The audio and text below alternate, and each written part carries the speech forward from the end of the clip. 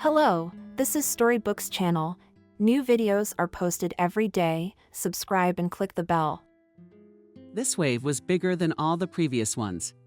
The sea seemed to have created it by the hands of an evil water deity, who had molded it from all the previous waves that had hit the ship. Andrew looked at the almost black wall of water mesmerized, and no longer thought about whether he would survive this blow of the elements. He couldn't accept his bitter fate at all, because it was far away.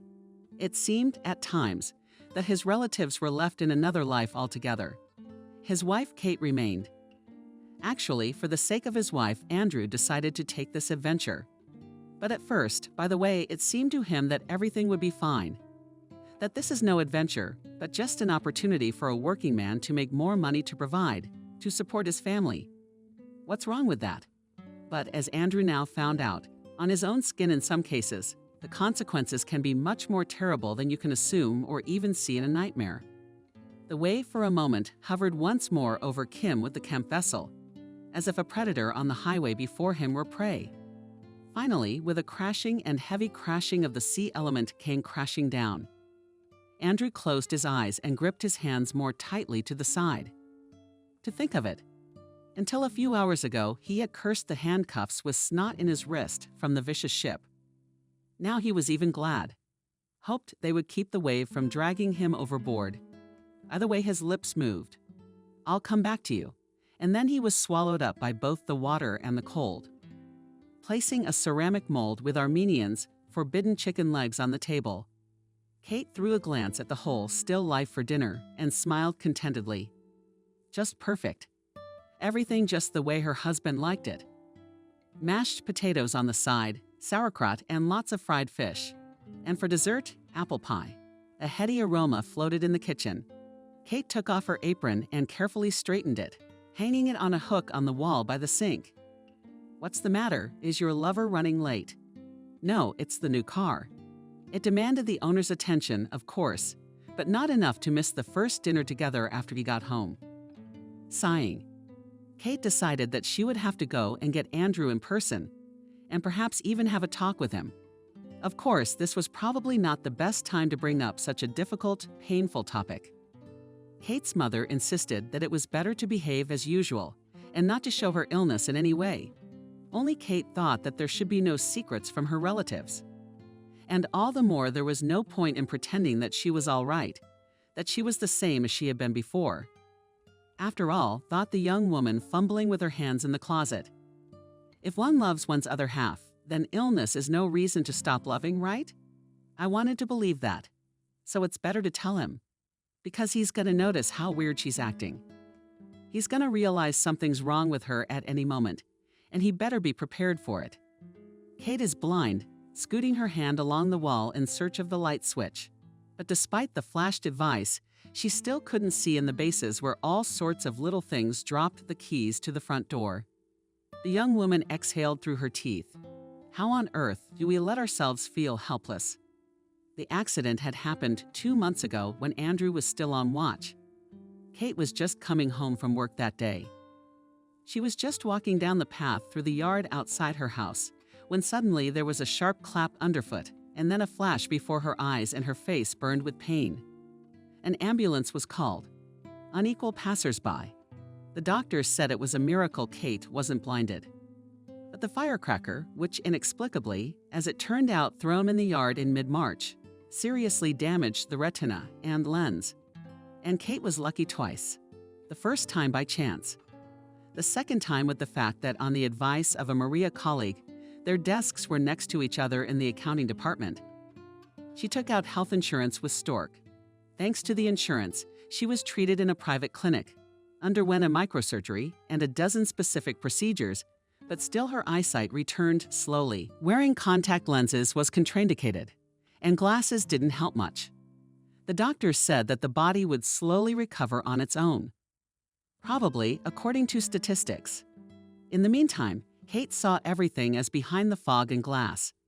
At first, everything was absolutely terrible, but slowly she began to adapt and even return to everyday household chores, which, however, required much more time and care. And help was often needed.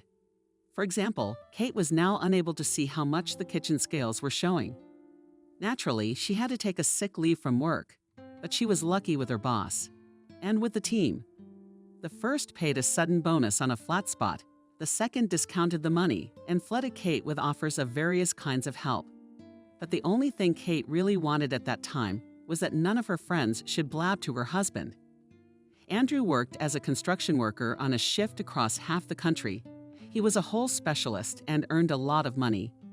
And Kate didn't want him to be nervous for her, and even less to go off and come back, breaking the contract. After all, what could have happened to her? She was already recovering. In general, thinking about her near future, Kate could not imagine any other option, except that she was recovering and without any operations. And at night she was sometimes tormented by nightmares, and it was always a dream in which she saw that she was asleep. And when she awakened them, she found that she was completely blind, and at the same time she was being attacked out of the darkness by some monsters from which she now had no chance to escape. Kate didn't know. She just couldn't know that about the same time she had been in trouble, Andrew had been in trouble too, though of a different sort. It was that one of the workers on the site was stealing materials. The customer started an internal investigation, and it turned out that Andrew was under suspicion.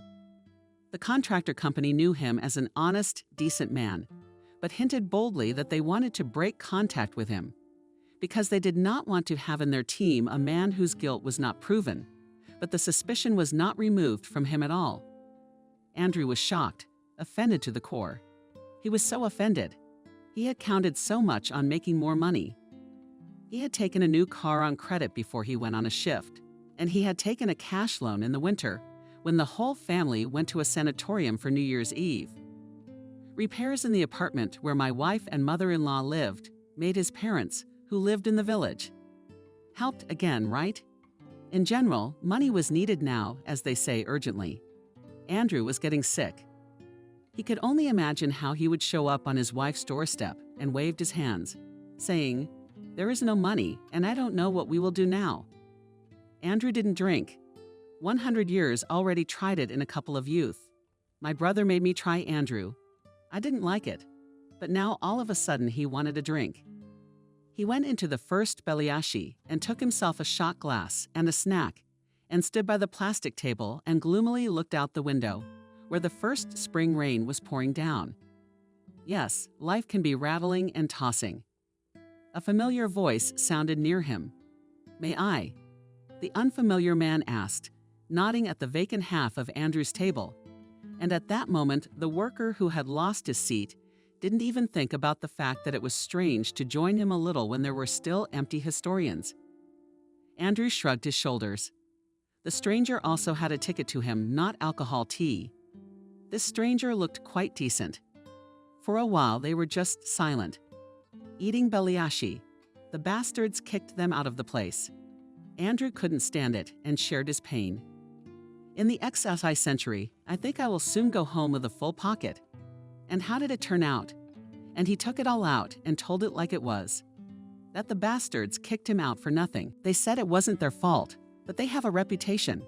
So what do we do now? They said they'd give me my paycheck later. So what do I do?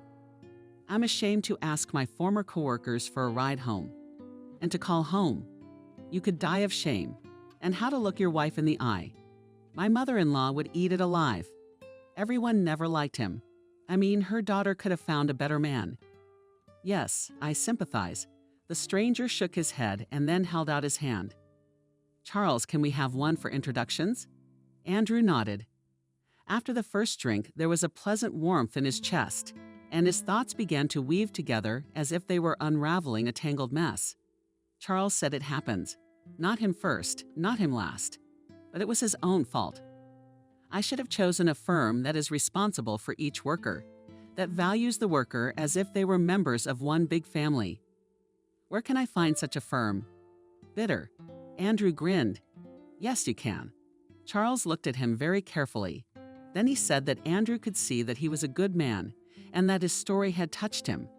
He himself was such a man who worked honest labor for a penny and did everything to provide for his wife and 4 children. And also a disabled grandmother. A dog is also disabled. And then kind people told me that there is a job where you can earn as much in a month as in 3. I bought 2 apartments then, I told in a confidential tone. And the teenager, by the way, did not forget to drink vodka for his wife's fur coat. The whole family vacationed in the Maldives, and then he opened a business. And what? What kind of work is that?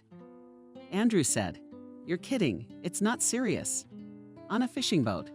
And he started talking again. And then all of a sudden, Andrew found himself in front of the contracts. Charles is completely out of the territory, saying there's only 1 vacancy left on the crew. The work is serious. He wanted to give it to an acquaintance, because he is a kind of intermediary, but Vlad sees that Andrew is needed more, so go ahead and sign, man. You'll be at sea in a few days, and you'll get an advance, but I don't have time to think about it. The crew's already formed. Come on. Andrew seemed to be dozing. He almost dropped his pen when he wrote his signature where Andrew showed it. And before that he had answered in the affirmative that he had a passport. He had applied for it to take his wife and mother-in-law to Turkey. It just didn't work out. Grigoriev said that's good. It means that all the documents will be processed very quickly. You look a little woozy. Where are you staying? Said Charles. Andrew named a hotel on the outskirts, where he had rented the cheapest room since he left the construction site. Charles drove him there by car and told him to wake up and sober up, because tomorrow they will go to the office of the company, which owns the ship. They will file the documents, because it is necessary to formalize everything correctly, because the voyage is far away. But Andrew couldn't sleep for a long time. He felt nauseous and was beating himself up. He clicked the remote control of the TV, used to fall asleep to his voice at home.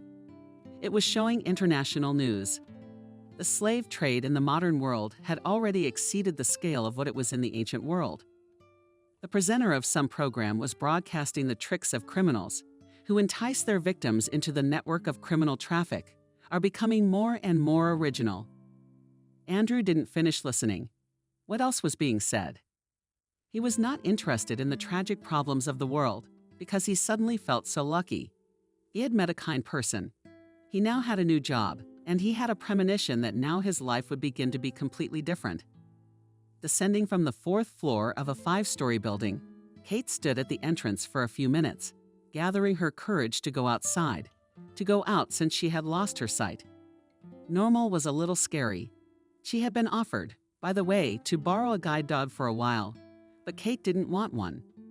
What does it do to her that it might somehow mystically affect her recovery? That she'd sort of recognize herself as disabled and it would stay that way. The only thing she was talked into doing was putting 3 points away. But right now she left it in her room. I can handle it. She said aloud and blinked a lot, though it didn't make her feel much better. Walked along the side of the house. To get to the garages, she had to go around it and down the stairs. She'd make it through and everything would be fine. She would be now. There's her husband, her favorite, back. In fact, they weren't expecting Andrew so soon. In fact, lately it seemed to Kate that there was something wrong with her husband.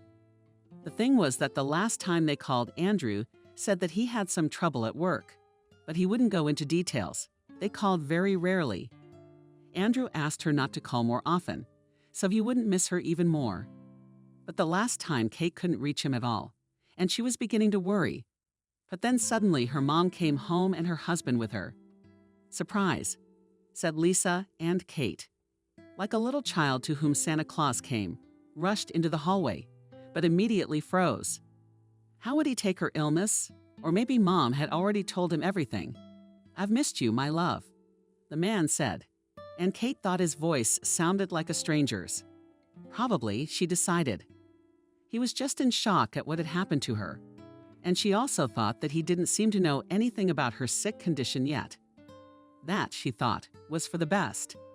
Andrew. She threw herself around his neck, hugged him, ran her nose into his cheek. Face unpleasant. Stinging, stubble. Of course, my dear husband got so excited that he forgot to shave. And usually he was always clean-shaven. That's enough. You'll have time for a hug. Lisa said sternly. Let the man from the road rest. Yes, of course, Kate lost her eyes from tears. The joy of it protected them burning. And she left hurriedly to her room. I had to use the drops prescribed by the doctor. Her husband and her mother were talking quietly in the hallway. Then Mom came into the room. "Daughter, I need to talk to you."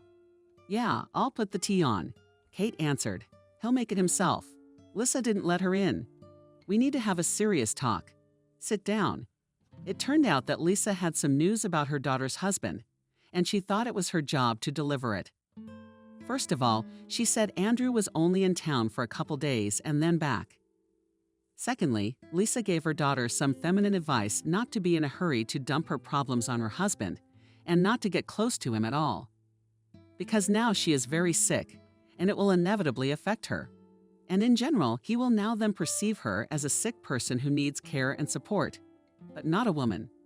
And if they have something in this state, the husband will have specific impressions, and he will cease to perceive her then as necessary. In general, it's better for them to sleep separately for the time being. I told him in the hall pastel joyfully, Lisa. Mommy, but we were Kate at first, but Lisa came at her again with her lecture, and in the end Kate gave in. She was wary of what her husband would perceive of her mutilation, however temporary. Afterwards, the family had dinner.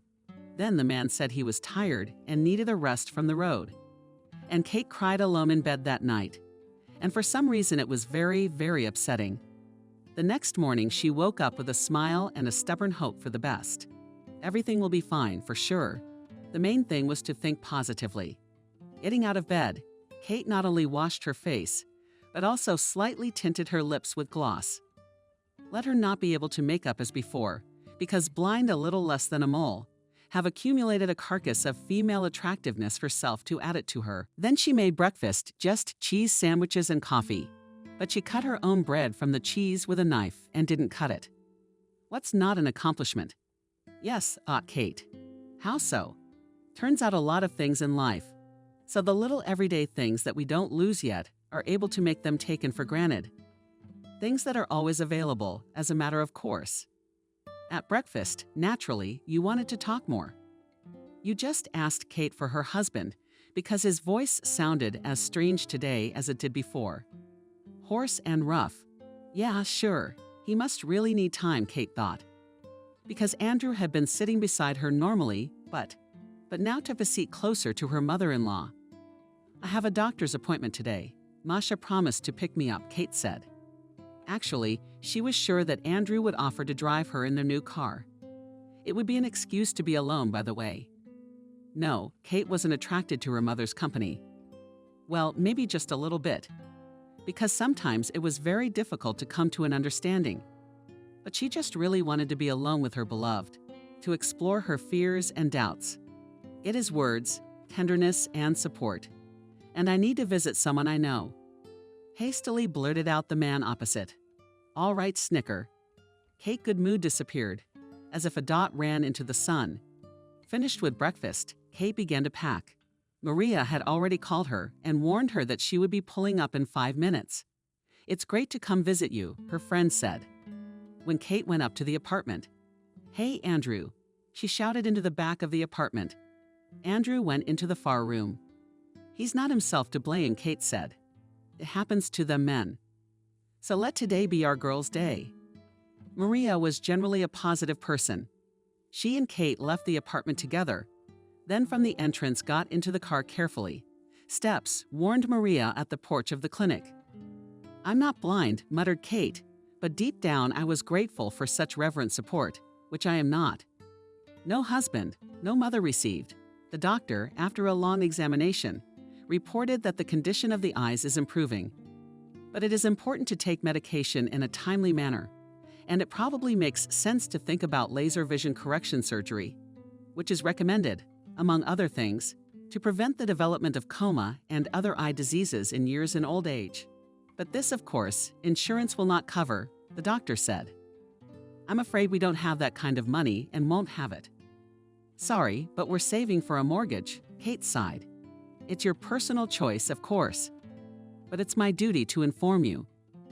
After the clinic, Maria insisted they stop for coffee and cake. The premiere was sluggish, laughed Kate, when her best friend said her treat. With the sick only so winked Kate. But you can pay the bill by satisfying my curiosity. So how does Andrew feel about all this? How does he feel about his job? Yeah, we've barely spoken at all since this morning. Kate shrugged. He talks to my mom more. But I believe, that he'll take things more or less normally. Only Kate stammered and sighed and set aside the spoonful of chocolate brownie. He's like a stranger. In what way? It's hard to explain. There's just a different voice coming back, a different smell. You're probably just worried sick, Maria said sympathetically, and Kate agreed. Really, she said, you shouldn't make up things for yourself that aren't there. Here was her beloved husband back home, albeit for a short time, and then he would have to go back. But what should she be sad about today, if just the day before yesterday, it seems, she was ready to give a lot in her life, so that in return there was an opportunity to be with her husband. And now it's here. So should she be so nervous right now? Of course not. Andrew's most vivid memories were of his brother, even though fate tossed them in different directions. Only then, long ago, they were inseparable. They shared the pies their mother gave them, and a slap from father if we were naughty. The blame was always shared equally. Andrew was older, James was younger. But there was only a 45-minute age difference. And they were twins. Parents, not that they didn't care about their boys, but they loved them, of course, and tried to do everything they could to get them out of their lives later. As they would come out of childhood, they succeeded. They studied about the same in school, but then decided to do quite differently. Andrew went to the city to study. He always wanted to be a builder. And James said he was going to travel the world to find his happiness. Andrew then twisted his finger at his temple and sympathized with his brother, because it is necessary to be such a fool and so not serious about his future. But it remained only to wish the younger brother good luck. After graduating from vocational school, Andrew went to work and began to live in a dormitory at a construction concern, and in general lived quite well, and then love burst into his life. He met Catherine, cultured and funny at the same time. In the zoo, she reached through the grate to feed the mess.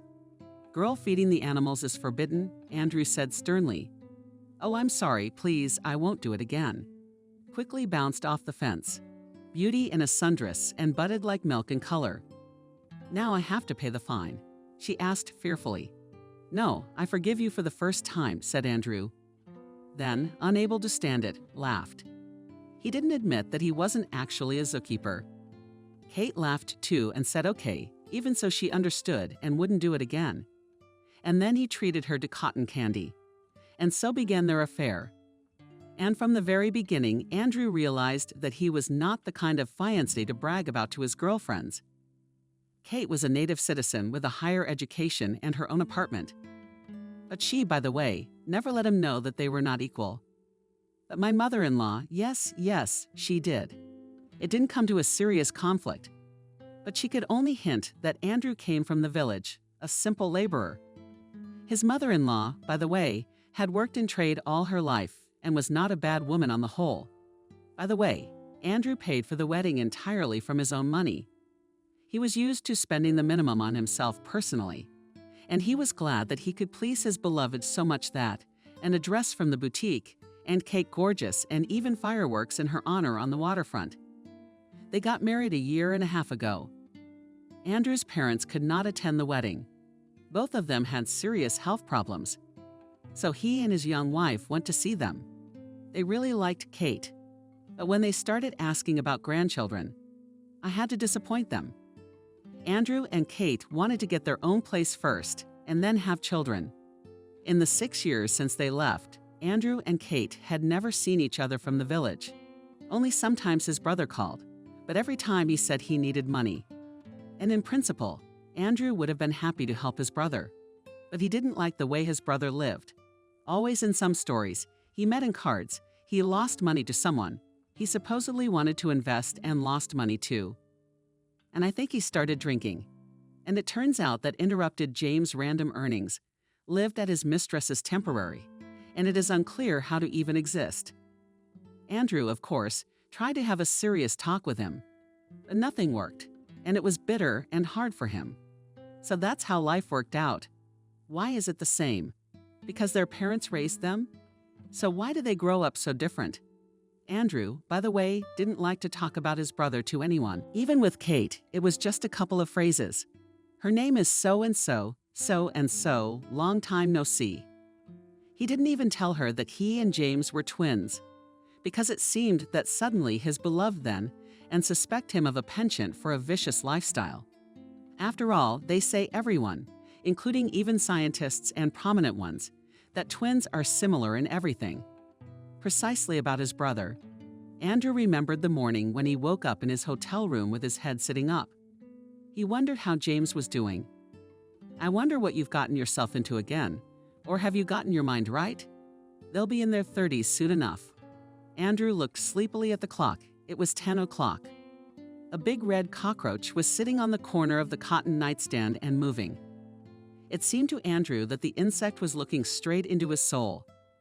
He forked, waved his hand, the cockroach fled. And then Andrew remembered drinking at the Bialishki, meeting Charles and signing some kind of contract. He'd gotten a new job, it seemed. That Andrew sat up abruptly on the bed, jumped up, and, staggering, grabbed some papers off the table. The fine print. What had he signed yesterday? Andrew leafed through the pages of a job on a fishing boat. Pay of $1,000 a week. Not bad. What are these extra conditions? Fines, penalties, adherence to company policy. Transferability to the contractor's company. What's that about? And why is dispute resolution only possible under the laws of some country he's never even heard of? I think it's an island. What the hell is this? Mumbled Andrew, dreading the bed back. A bad feeling creaked down his spine, chilling his pantyhose. For some reason, he felt like rushing to the airport on the way, asking his coworkers for money. Or looking in the office of any firm that gives out loans, just enough for a ticket and home to his wife.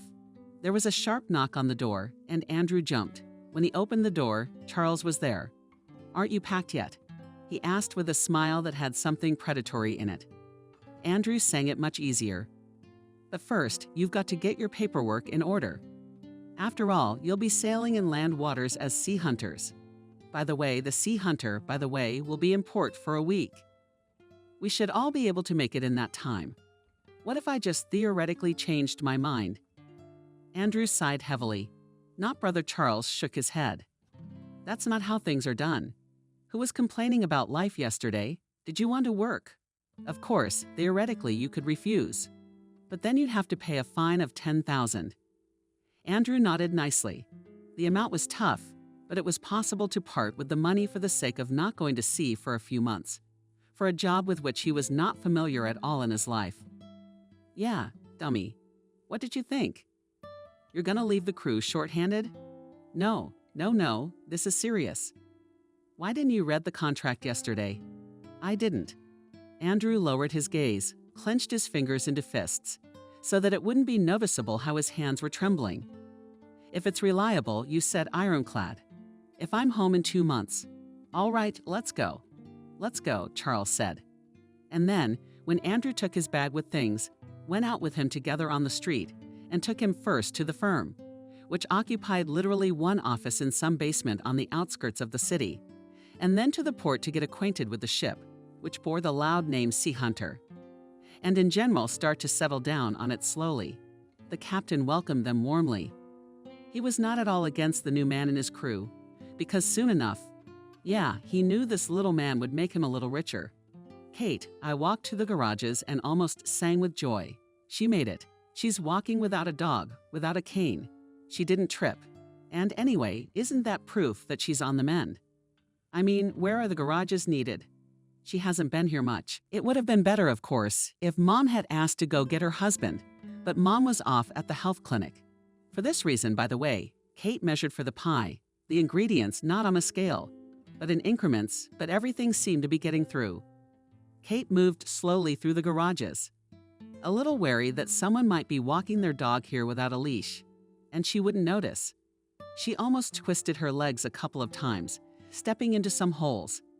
Andrew called out to Kate as she reached the garage. From there came some sounds, creaks, and suspicious, broad messages. Something it all reminded her of. In fact, she was surprised when her mother suddenly called her, saying that Andrew, he would be in the garage for a while, because the car needed to be looked at.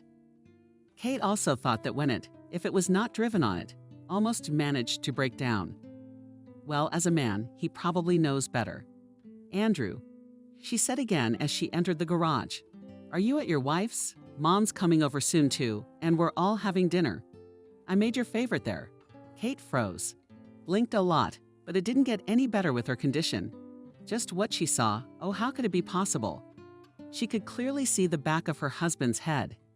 He was in the car in the back seat, and he wasn't the only one there. There was another man there, a woman, Sweetly Barrett. The familiar scent of perfume, blonde's clean, curly hair. Kate thought she was about to faint. Already shirtless, we noticed her, fidgeting, squeaking, the car door creaking open. Mom exhaled Kate and recoiled. Mom, how could you?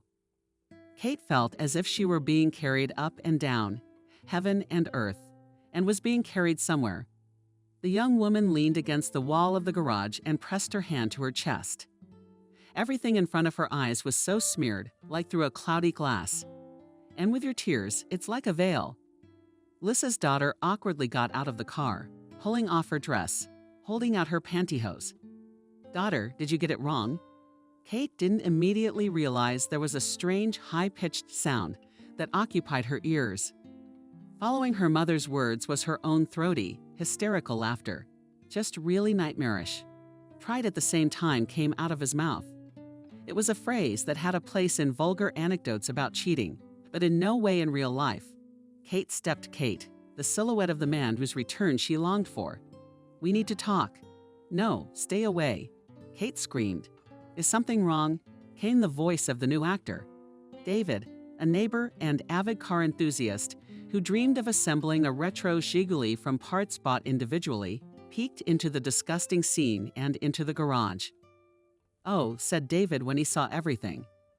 Actually, by this point Lisa and the men had already cleaned themselves up, but they looked shot. So that was a fat hint of something, and yet sitting on the dirty floor, Kate was kind of hinting that there was some family drama going on. Andrew, are you holding out on David? There was doubt in his voice. No, the man said suddenly, and Kate even stopped crying. Would there be an end to this madness? And Andrew continued, the man who had just indulged in passion with her mom. It seemed to Kate that the garage, and the world in general, had suddenly run out of air. She reached for her throat, gagged at sewing a scarf, her fingers, sawing buttons, her coat. Stuffy. Continued the man, his brother. What the hell is he even talking about? It was like a hammer had appeared in Kate's head, and they pounded furiously at her consciousness, forcing her to balance on the edge of what seemed to be madness. What brother? Well, yes, Andrew had a brother, but they hadn't seen each other for a long time. He told me. But why did this brother look so much like him? Why was she wrong? Another guess flashed through Kate's brain. Twins, not twins. That's why she was wrong. Why? Why? Why would this brother impersonate her, Andrew? No, she still couldn't quite figure out what was going on. And then David said another phrase. That's what I'm thinking, it can't be. They've fallen out. Andrew, well, the same thing. He's dead. Dead how? Deaf? Kate asked. Because, oh, said David and added immediately with genuine regret. Didn't they call you yet? Didn't tell you? We're phone buddies. We're the first ones on his record. They called me. What about you? I mean, your family, you probably couldn't. If you turned off the phones, or if they were authorized, let's say. He said something else. Those two mothers and Andrew's brother were saying something too. But Kate didn't listen to them anymore. She just fell into the saving darkness, where it was quiet, where there was nothing. She lost consciousness. The first few days of sailing on the Sea Hunter had gone smoothly, except for the fact that Andrew had discovered seasickness out of himself. It's just that up to now, he had only had the opportunity to sail on personal vessels, and in the water open to all sides of the world was much more than riding and moving the ship on the waves. So for the first 24 hours, Andrew lay in the infirmary. Then for another 2 days, he was brought up to speed. Yes, I've got it all figured out, said Andrew, who was even offended that he was not trusted with serious work. A fisherman with 20 years' experience, who was entrusted with training the newcomer, said Benjamin. I will not give a briefing now, and you will be thrown on the rope or fall overboard. And who will be responsible then? So, in principle, it is safe to work here. Carefully, so as not to give away your timidity in front of the formidable sea elements. Asked Andrew. Normal. But there are, of course, cases, shrugged Benjamin. Unfortunate. No, it's rare, said the man and looked at the new guy. It's kind of weird. You just be careful. Okay, careful with what? Well, can you be more specific about what I should be careful of? I don't get it. Mermaids? Andrew grinned. It's better to keep silent about them. Let the scientists prove that they are evolutionarily impossible. But we sailors don't joke about such things. Benjamin wagged his finger. They walked a little farther. They stopped at the side of the boat. Benjamin scratched the back of his head, fastened his jacket and put his hands in his pockets, looking around as if he didn't want anyone to hear them. See, here's the thing. We used to swim normally all the time. Well, there were cases, of course, but injuries are common. It's probably not unheard of at your construction site. But then, in general, we have people from the crew disappearing overboard. Asked Andrew, and even before Benjamin answered again, that familiar feeling of misgiving, like when touched, no. Well, I mean a couple sort of fell overboard.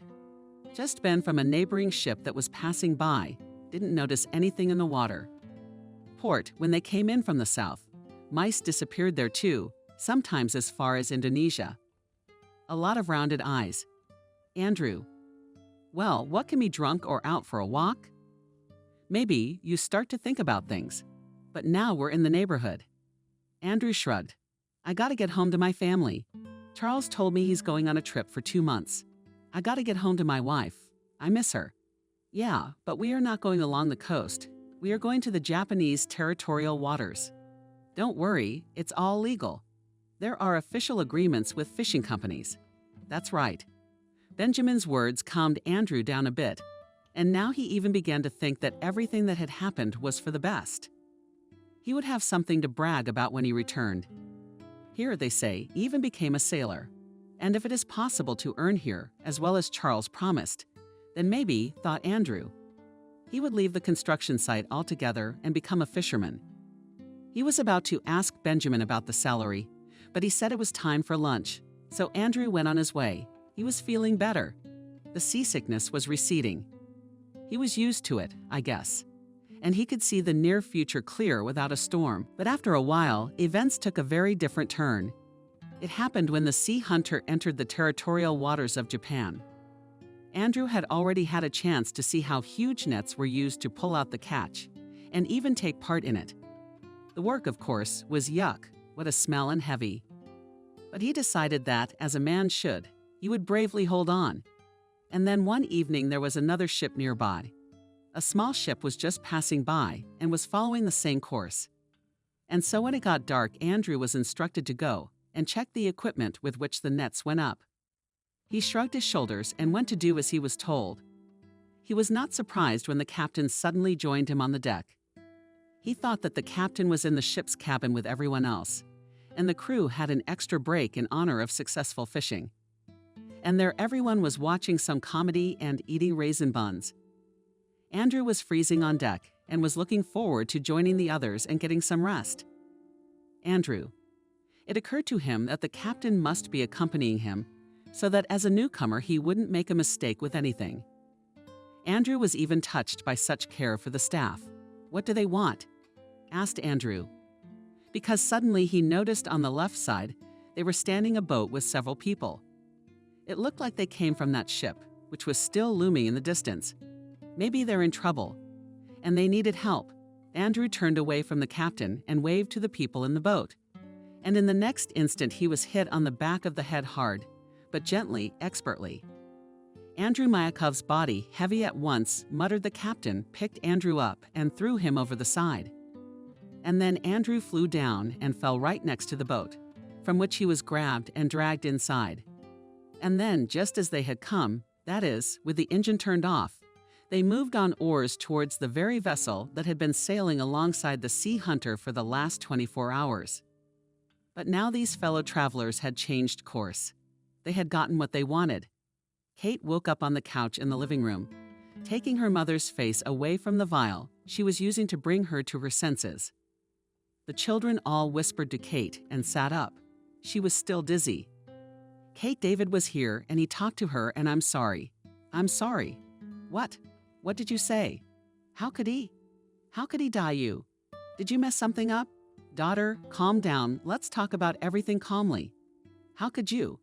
Kate waved her mother away and the latter recoiled, shaking her head. Although Kate couldn't see clearly, she was. Sure enough, her mother hit her lips disapprovingly. Then Kate sighed. She realized that if she gave into panic and hysteria now, she wouldn't be able to figure anything out at all. There's some kind of mistake, she repeated. It's surreal what's going on here. Her husband, his brother, her mother. David, you said Kate first. The neighbor nodded and spoke. It turned out that he'd gotten a call from Japan directly from there, because that was the side that was searching for the missing man from Andrew's fishing boat. What fishing boat? James wondered. My brother was a builder, actually. Well, apparently he decided to retrain. David sighed. You understand, I'm only giving you someone else's words. Anyway, he was on the ship, and then he disappeared. They thought that he fell overboard, accidentally fell off, because he was an inexperienced fisherman. They searched for him, but they didn't find him. The search was called off. It'll be a while before he's declared dead. My husband is not dead, Kate said, and her voice sounded suddenly firm. He couldn't have drowned. No, that's not true. He must be alive, because she stepped with her nose. Of course, one must believe and hope. Things happen in the world, they don't. Can I ask you a question? Are you Brother Andrew? Yes, James said. It's been a long time since we've spoken in person, so I decided to visit, and I came. If Kate had been able to see better, she could have watched the scarlet color flood the cheeks of her mother's neck and even her ears. But only neighbor David saw it. He made some comparisons and assumptions, and he too blushed and smirked meaningfully. What a story, David thought. This James was a young guy and, figuratively speaking, was almost Lisa's son. Yes, he was also an exact copy of her son-in-law, only that James's face seemed rougher. Yeah, he was broader in the shoulders and weighed a bit more. So the twins clearly resembled him. They're ladies in solid years. David now couldn't escape the thought of what he'd seen in the garage. And he swore to himself I wouldn't say a word. It was not enough for Kate and Lisa to realize who had caused the gossip to fly around the house and yard. So David decided to be as dumb as a pharaoh's tomb. About family intrigue, possible love affairs, and about Andrew's disappearance too. David was very soon scrambling to get home. He refused tea and only gave Kate the phone number of the detective from Japan who had called him, and said that this detective had also called her Kate, but said he couldn't get through. Kate sighed as David repeated his words. So she'd had her phone charged this morning, and then she'd gotten wrapped up in the kitchen and forgotten all about it. He added David in French, by the way, but he kind of promised that he could have a translator on the phone if necessary. I learned English in college. They sent me, starting with my parents. They thought maybe I'd become a big man. But I smiled at David. To the factory to make ice cream. Went to this is also a good thing, right? All right, I sighed. I've got you all caught up in my personal stuff, sorry. And again, sympathy, hang in there. Well, I went, and David left.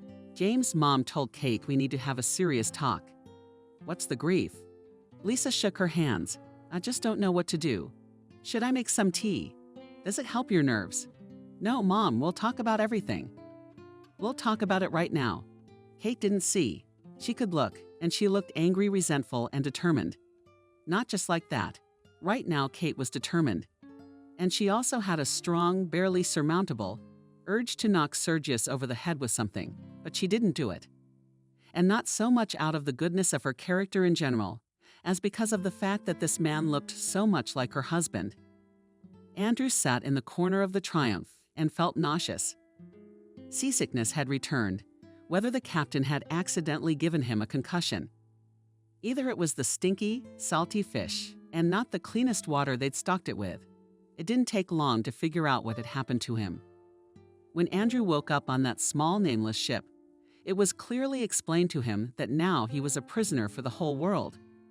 But he was also a valuable man at the same time, and literally valuable, because the captain had been paid 4,000 American dollars in cash for him. And now he would work off that money. But first he'll be sold again, and maybe again. How's it gonna go? Come on, man. How can you sell a live human being? Like cattle? What kind of livestock?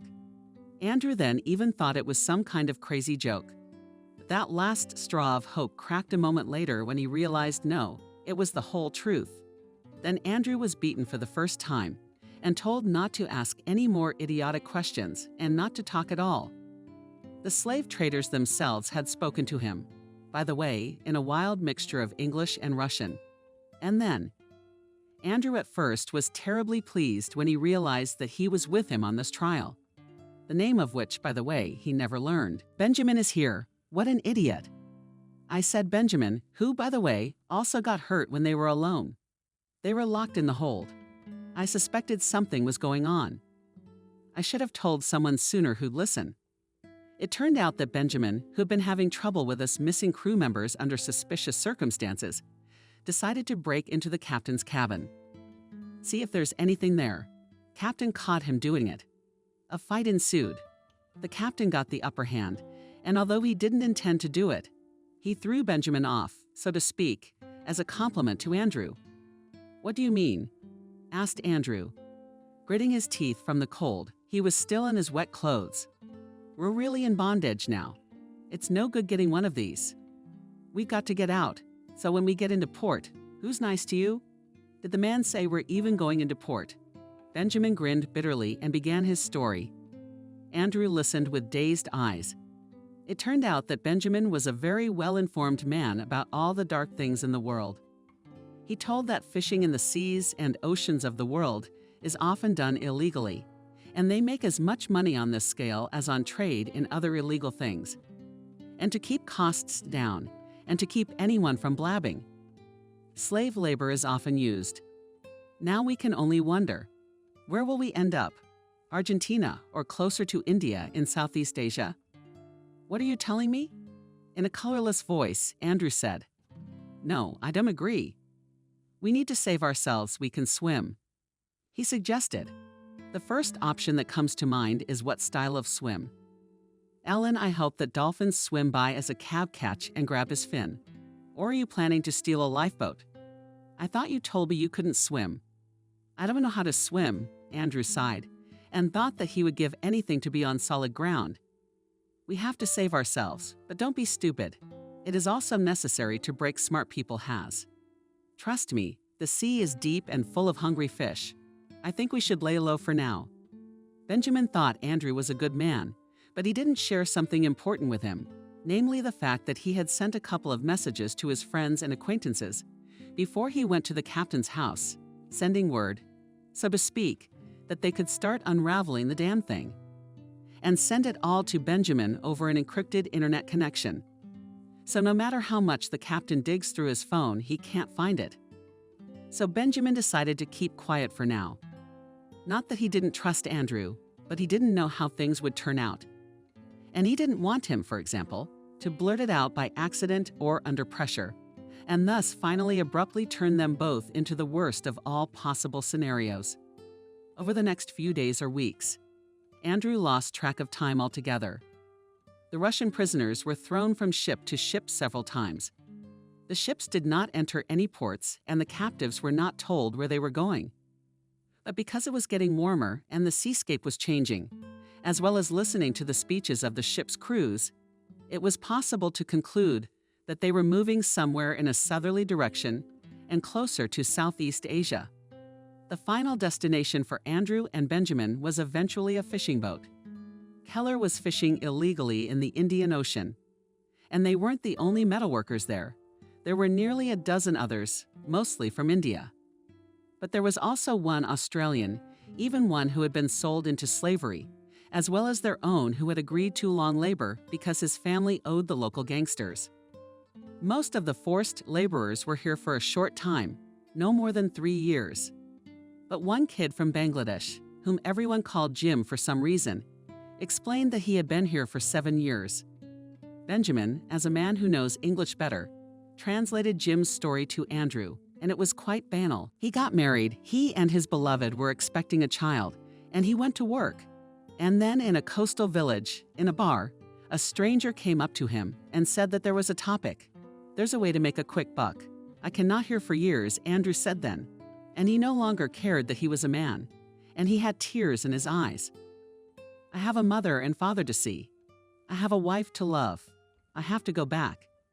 They worked their asses off, not eating rice and the smallest fish they could catch. Andrew had run dozens of rescue scenarios in his head over the weeks, both for himself and for everyone. Then he looked again at the armed crew. 6 men, all strong, not exhausted by starvation and grueling labor guys, and realized they had no chance. And then one day, Andrew did a rash thing. All he did was go to ask for medicine for Jim. Poor guy hurt his hand on some spiny fish in the vaporizer. Kid's got a fever, and he's delirious. The captain went to see to his slaves. And when in the morning everyone went back to work, Jim was not among them. Andrew was startled. He suddenly realized that by his care he had brought danger upon the lad. If he had not called the attention of the main man on that dreadful ship, the lad might have been different himself, especially since Jim had said that this sort of thing had happened to him before. Now here was Andrew feeling terribly guilty, but that wasn't the only thing. A swelling of feelings. Asshole. Andrew went to the captain. What did you do to him? The other sailor slaves tried to stop him. But Andrew, driven by a just thirst for revenge, managed to smear the captain and, it seems, broke his nose. He had no doubt that Jim had been thrown overboard. "Captain," when Andrew was dragged away from him, the big man stared in amazement, and then angrily, laughing, said that nothing Andrew would soon learn to behave and handcuffed him to the board, forbade to give him food and water. The scorching sun, under which Andrew spent the whole day, seemed to bring unbearable torment. But in the evening, as the storm played out on the sea, Andrew realized that it could be even worse. It seemed incredible how the water in these warm lands could be such an icy storm. Kate moved his lips. "I'll come back to you." And then the impact of the waves simply sealed him to the side, and Andrew lost consciousness. Lissa hadn't gotten to her daughter. It just didn't make sense now. And she said frankly, and even with a challenge in her voice, that she and James were lovers. "What did you want?" She threw to her daughter. "I'm not an old woman yet. At my age, by the way, the second youth begins. It's not like I've made an attempt on your husband. So don't get hysterical with me. But why did you have to lie? Why didn't you just say he was Andrew's brother? Why all the mystery of Kate's mom? I'm so sorry. What's the point of dredging up the past now? The past was literally yesterday and today." Kate knew well this technique. When her mother began to apologize obviously for the sake of appearances, and just increases the subjects of serious conversation, insisted that life should continue as before and without discussing what happened. "Lissa, don't worry, it's bad for your heart," interrupted the preparers. What else is there to say to women, James? And it sounded so sweet and caring that Kate didn't know how to react. Laugh or spit. She was just in shock at her mother. It all started a long time ago. James began his story. He had left his brother and gone to the big city to get his hopes up. That money would fall from the sky. He, of course, did not expect and realized will have to how to spin to rise. At first, James got a job as a laborer at the market, but the pay was not fat, and also had to spend on a room, which was rented in the company of the same laborers on the outskirts of the Granny Lonely. After a couple of weeks, I started having backaches. And then, when James pulled his shoulder and couldn't go to work, he realized the dire situation he was in. Something had to change, and the opportunity presented itself suddenly.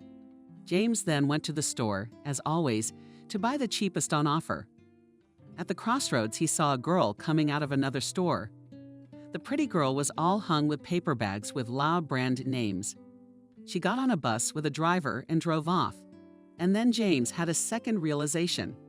He would never have a normal, beautiful, easy life. if he keeps floundering like he's been floundering, not like the universe itself was sending him one sign after another. James saw the flags on the pavement, similar to the one that beauty had dropped on him, and it said about a news show program in a famous nightclub. And then it hit James exactly. He remembered how in his youth, when he and his brother went to the village disco, when there was a scuffle, he always managed to dashingly restore order there. No, James himself knew how to fight, but he also knew how to calm down the rowdy ones like Czechs, who'd had too much to drink or who were just out of character. So he went straight to the nightclub. And there it was. Coincidence needed just such a man, only unusual bouncer. The administrator told him. A blonde in her 40s with a gorgeous shape. We need someone who knows how to handle problems delicately. We value our reputation. I agree to everything. Lusciously, sweetly stretched the administrator and undid the button on a silk blouse. Well then, let me then you from the conversation. True, specifically this moment with a piquant hint James in his story missed. He simply told Kate that he was hired in a nightclub as a security guard, and he worked there successfully. But then another man was hired. It just happened. A misunderstanding happened. James again, he left out one thing. Because in fact, he was trying to get acquainted with one guest of the club, not paying attention to the fact that she had a ring on her finger. Then an angry husband came along. So James lost his job. And as the cherry on the cake, he was barred from any other decent similar establishments in the city. But James was lucky. During his time at the club, he made a lot of useful acquaintances. And he was not literally left on the street. He was helped to get a job as a salesman in an expensive store, and there he worked for almost 2 years. True, as he is guilty, he recognized that he never managed to save money. So he lived literally from paycheck to paycheck. Sometimes he tried to enter some business, or rather, in a quick win-win investment, but as each time he ran into fraud. And then James was diagnosed with a disease, not one that was incurable. But there were heart problems and needed to be treated, and the main thing was not to overload at work. My brother must have said we weren't very lotta. James grinned bitterly. Kate nodded. Yes, Andrew usually referred to his brother with the obligatory adjective. Fool, dumbass, stupid, or something like that. Except we're not strangers. People were socializing, James continued. And now, it seemed, he was beginning to get to a particular part of his story that he was particularly uncomfortable telling. He complained to me not long ago that you two were fighting. Kate nodded again. Yes, that was true. There had been disagreements in the family and above all over Andrew's working shifts. Kate insisted that her husband should be home, that she didn't like him being away so long. Andrew reasoned that he would earn more there and accordingly. They are more likely to take an apartment in the mortgage and in general. He's doing it for her. And if it's for my sake, then I need you around. Kate was almost crying at times like this. And right now she had no rest that in the last wave, when Andrew talked with Andrew, they communicated dryly, hardly as can communicate loving spouses, forced separation. But I made up my mind, too, James said, and fell silent. To what? Well, talk, I don't get it anymore, Kate. I thought I might seduce you. I apologize. Wait a minute, Hanaka. Tell it like it is. What do you mean, seduce? And what does that have to do with my mom? How are you two doing? If you let me go on, I'll tell you everything. James muttered. Kate gave him that opportunity, and he continued. James decided that his resemblance to Andrew could be terribly useful. That Kate might be tempted by that very resemblance. But James had Kate all to himself. Yes, long ago on the eve of the wedding, to which James could not come, and so just called and verbally congratulated his young wife. And so James took the same number and sent a message saying, so and so. I'm your husband's brother. We haven't talked in a while. We're in the family way, how are you doing? He also added that he had heard rumors through his brother that he and Kate were fighting. And James assured her that he was personally on her side. Andrew, he's a fool for not appreciating what a treasure he has in his wife. And James included a picture of himself with the message. He's all handsome at the gym. But it so happened that at the time when the message came, this Kate forgot his phone at home, and his mom accidentally read it. At first, she was very surprised that her son-in-law, it turns out, has such a brother. And then, well, that's where Lisa came into the conversation. You know, she said, dimming her gaze, I've been trying to get my life together for a long time. I've been on dating sites. I've tried dating people my own age, and nothing works. Then some grandfathers write, then just fools scare me. And here I sent him Seriosha a quick message that say, do not need to this number to communicate with us, that no one recognized unnecessary. Right, let's go to another one. I didn't tell him this number. So Lisa waved her hands.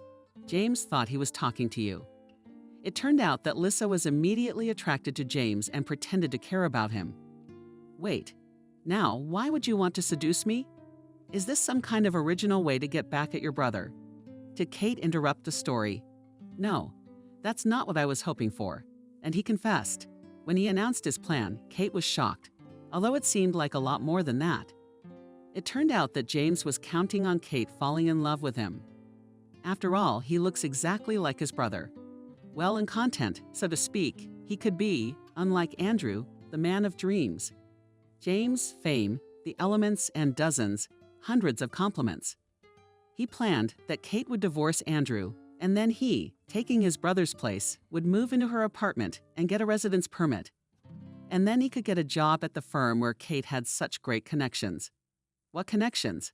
Exclaimed the girl who could not understand anything at all. You see, the mother explained. I wanted to keep James interested, to keep him interested. And I told him that your boss was your lover, and out of old friendship, so to speak, would hire James even without a college degree. William, Kate gasped. Here now in any framework, even the wildest fantasies did not fit. Because William was 62 years old, happily married for over 30 years, and was generally the sweetest, most down-to-earth, and kindest man. How could you do that? Kate, feeling resentful for having insulted William to a degree hardly greater than that her mother had even contrived such a sordid affair involving her. So I decided to come home from work, and they fired me, pinned the shortfall on me, and I didn't steal, James said. Well, we'll take our word for it. Kate grinned grimly. I said I'd be there, James continued, letting her words sink in. And then your mom showed up. She confessed everything, told me that I wasn't really texting her with you. It was like a joy the whole time. And how are you? You're fine, yeah. But why? Why you? She pointed her finger at the guy and you. She pointed her finger at the mother. Why the whole circus with him, Andrew? What were you trying to accomplish? Answer me, and stop lying to me.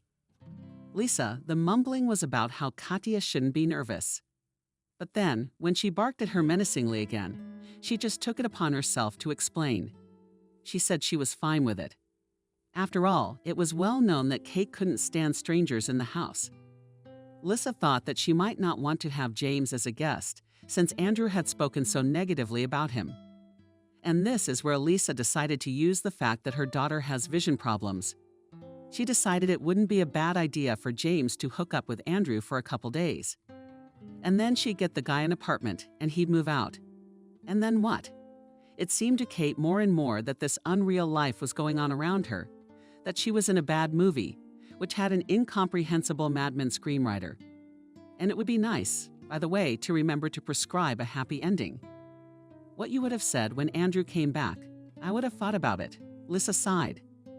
I just wanted to do something about it now. Daughter, can't you understand me a little? I'm just not an old woman. I want love too. Kate chuckled. Yes, Mom was partly right. For her age, Lisa had an amazing figure. She was slender, lush in all the right places. She moved easily and even gracefully, could dress tastefully, and didn't overuse decorative cosmetics. And in fact, before the whole ugly story was revealed, Kate, it was even pleasant when acquaintances or casual passers-by complimented her mother. She was just happy for her mother that she had retained her charm at such an age. Except now she couldn't admire it anymore for some reason. That's just great.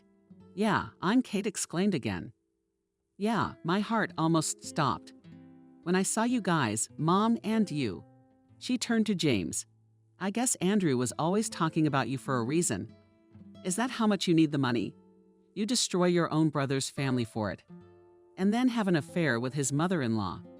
I realize I deserve the worst words, but you haven't lived my life, and you can't know what I'm thinking and feeling. And I don't want to know, and I'm not going to get into it. Kate jumped up off the couch. Now get out of my house. Kate, this is my house too, and James isn't going anywhere. Besides, how can you be so cruel? Lissa's voice trembled. He just lost his brother. Andrew's not dead. He's alive. There's something wrong. It's impossible. There's some kind of mistake. And I know it. When Andrew woke up, he thought he'd probably drowned and gone to the other side. Otherwise, why is it so bright? What's blinding his eyes? Softly lying down, nothing hurt. But as consciousness cleared, everything became clearer. The light was hitting his eyes from the lamp hanging from the ceiling, lying softly on the clean bed, and nothing hurt, because he had been injected with a horse dose of anesthetic antibiotics and all sorts of other drugs. He was informed about it by the doctor, who, as it turned out, came every now and then to visit the patient, to check how he was doing. Naturally, Andrew had a lot of questions, and if he could only speak normally, he would have pelted the doctor with them. But his voice wouldn't listen. It was explained to him that it was from shock, because he had indeed almost drowned. But it would soon pass, and the doctor, as if he had read his mind, immediately satisfied his curiosity by telling him what had happened. It turned out that he was incredibly lucky, because the night before, when the ship was caught in a storm, two things happened at once. First of all, the very boy named Jim, about whom Andrew thought he was dead, survived. He was picked up by a cruise liner that happened to be sailing in the same waters. And Jim, of course, immediately told of his troubles. The crew of the liner rushed to contact the authorities. Secondly, at about the same time, the friends Benjamin had contacted before he joined Andrew finally began to act. The thing was that Benjamin had sent messages to several of his friends, but something happened with the internet connection, and his message was finally received by only one person, who coincidentally was in India at the time. And everything spiraled in the sense that Benjamin managed to send not a simple message saying, "I'm in trouble. Help me, help me."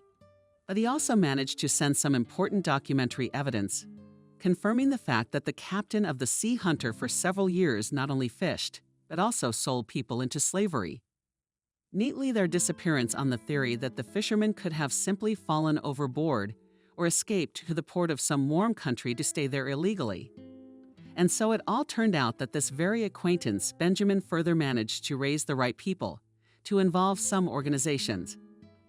Plus Jim's testimony added to the mix. And when one thing added up to another, it just so happened that it became clear on which particular ship Benjamin and Andrew were being held captive. Then Kelly was chased, interrupted by the storm. Kelly was caught, barely behind him. And the storm, by the way, even helped, because the pirate, in fact, a fishing vessel, turned out to be badly battered and could not develop much speed to evade the chase. Finally, the ship was arrested, as was its crew, and the captives were released. All of them required medical attention to one degree or another. But Andrew was hurt more than anyone else.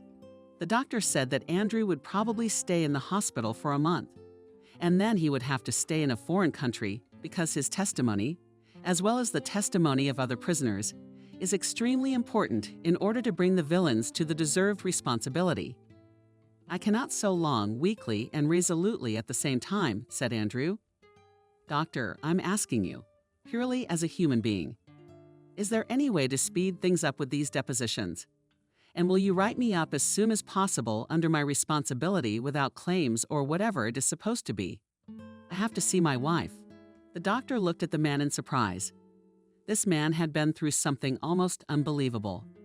But why can't he just lie down now, recover his strength? Why is he so eager to fly away as soon as possible? Perhaps, thought the doctor, this man loves his family very much. All right then, I'll see what I can do in your case. For a week at least, we'll support you.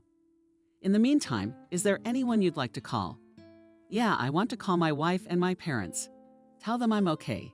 They'd probably lost me by now. The long conversation bored Andrew, and he leaned back impotently on the pillow. When the doctor left, a nurse soon came in, bringing food and medicine. And a telephone, and Andrew dialed the first number. First, he called his parents. The lovingly prepared dinner had gone largely untouched that day. Kate had gone to her room immediately after talking to her mother and James.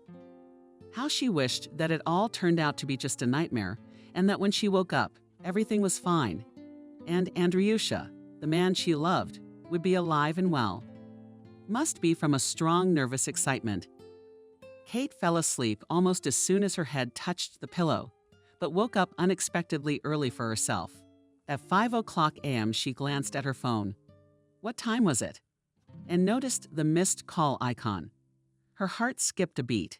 A strange premonition prickled in her chest, as if something disturbing had happened, and yet she was soon to receive good news. Kate remembered that David had told the neighbor that some foreign services were investigating Andriusha's accidental disappearance on the open sea, and that they promised to call back when they had some details. So maybe they were the ones who called. No, Kate realized she wouldn't bring herself to dial the unknown number because she was afraid of hearing the worst, that Andrew had been found and that he was dead. But she didn't have to do that, because the phone rang again. Translating the subject into the air through clenched teeth, Kate pressed the button to accept the call. But not a word was spoken, and she almost screamed when she heard her husband's voice on the other side. Beloved at last, and once again she found her voice. Andrew, are you alive? Where are you? What happened? You're all right. The wife was flooded with questions. What could Andrew answer her? He realized that it was impossible to tell the whole truth, because he didn't want to alarm Kate.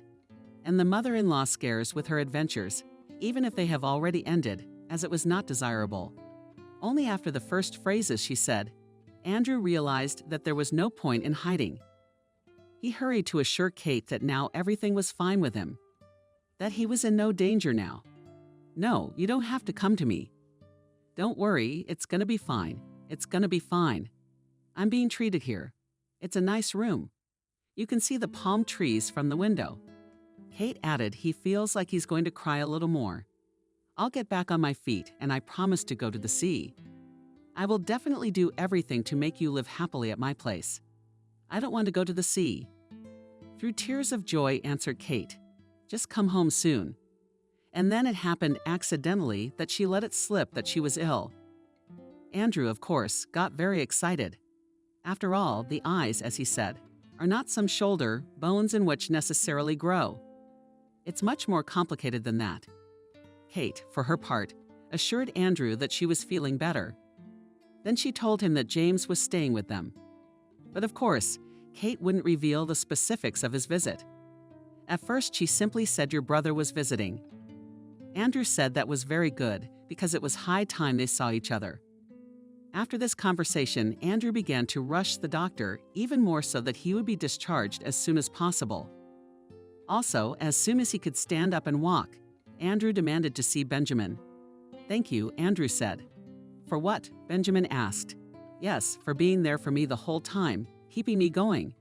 Without you, I wouldn't have lasted. You're the strong one. By the way, what are you going to do next? Home to your people? Said Andrew. And of course, no matter how much they pay, I won't go on shifts. I'll find a job near home. That's the only way now. What do you think you'll do? I'm going home too. I've got a mother, nephews, sister. I've got to get out of here too. I'll work on the river. Maybe I'll give rides to tourists or fix boats. Well, by the way, come visit me sometime. Our Volga is beautiful. No Maldives can compare. I will, nodded Andrew. They talked some more.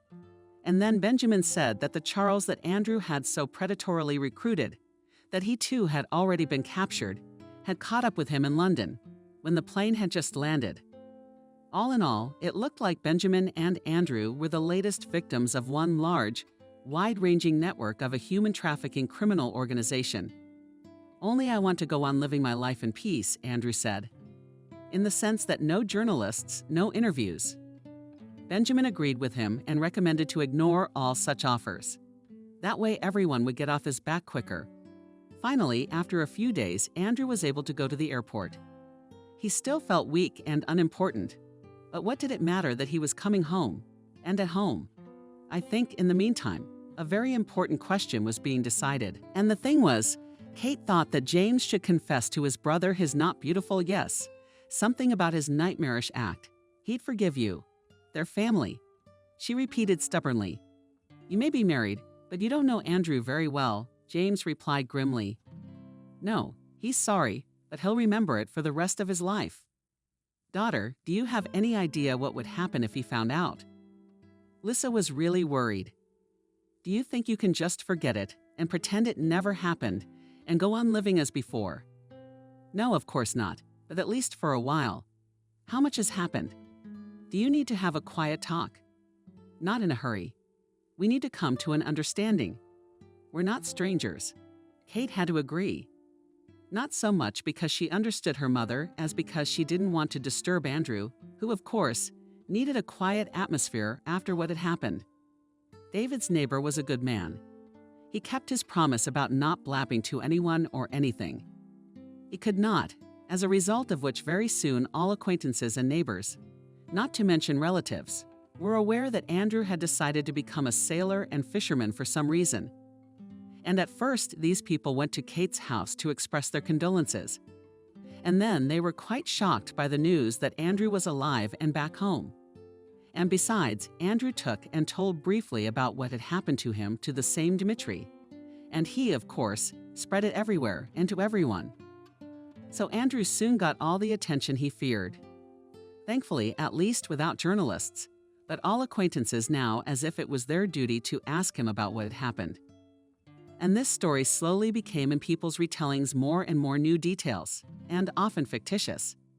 And in its, so to speak, final version, it presented the story of how Andrew alone confronted in the sea mafia and powerful clan of a pack of sharks. Dovskum in the story somehow managed to appear sultry beauty Italian, the daughter of the Italian head of the mafia, which Andrew tempted millions and her charms, but he refused her for the legitimate wife. And in the end, Andrew, from all these gossip and rumors, on which it was almost possible to shoot a movie, he was so tired of them that I was thinking of even starting to move to another city. But then in the environment of acquaintances, friends, and relatives happened a new event. Someone cheated on someone had a child out of wedlock. And very soon, Andrew's story receded into the background. We could breathe easy. Well, it seemed that way. And then Kate just realized at one point that she couldn't lie to her husband anymore. Even if the lie required not talking, but just keeping her mouth shut. But she couldn't hide anymore. And one day, when Mom and James weren't home, she told Andrew everything. And Andrew, of course, was shocked. But after everything he'd been through, he had a different outlook on life. And although now he realized the baseness of his brother's deed, he also realized that it was nothing compared to what he had experienced. Why are you so calm? Asked concerned Kate, who generally already showed that her husband had fallen into a kind of trance of thoughtfulness. I'm restless, Andrew answered honestly. Only I won't do anything at all. In the sense that I don't want to quarrel with my brother. He's certainly shown his intelligence and morals. But you know, after all this, I think I'll just talk to him and explain that, unfortunately, he doesn't belong in our house. Except it's also my mom's house, Kate said shyly. You're right. But I thought let's eat. But where to? We don't have enough for a mortgage yet. You still have to find a stable job to get it approved. I know all that, but at least we can afford a rented place. What do you say? Kate was very happy to hear that. And just 3 days later, they moved into an apartment found through a realtor they knew. Maybe I should stay home, asked Andrew excitedly to his wife. He had a job interview scheduled for 3 days today. Kate had not been feeling well since morning. Perhaps she told her husband ate, and at breakfast the yogurt was not of good quality by any means. Make sure you come with me. Everything will be fine, I promise.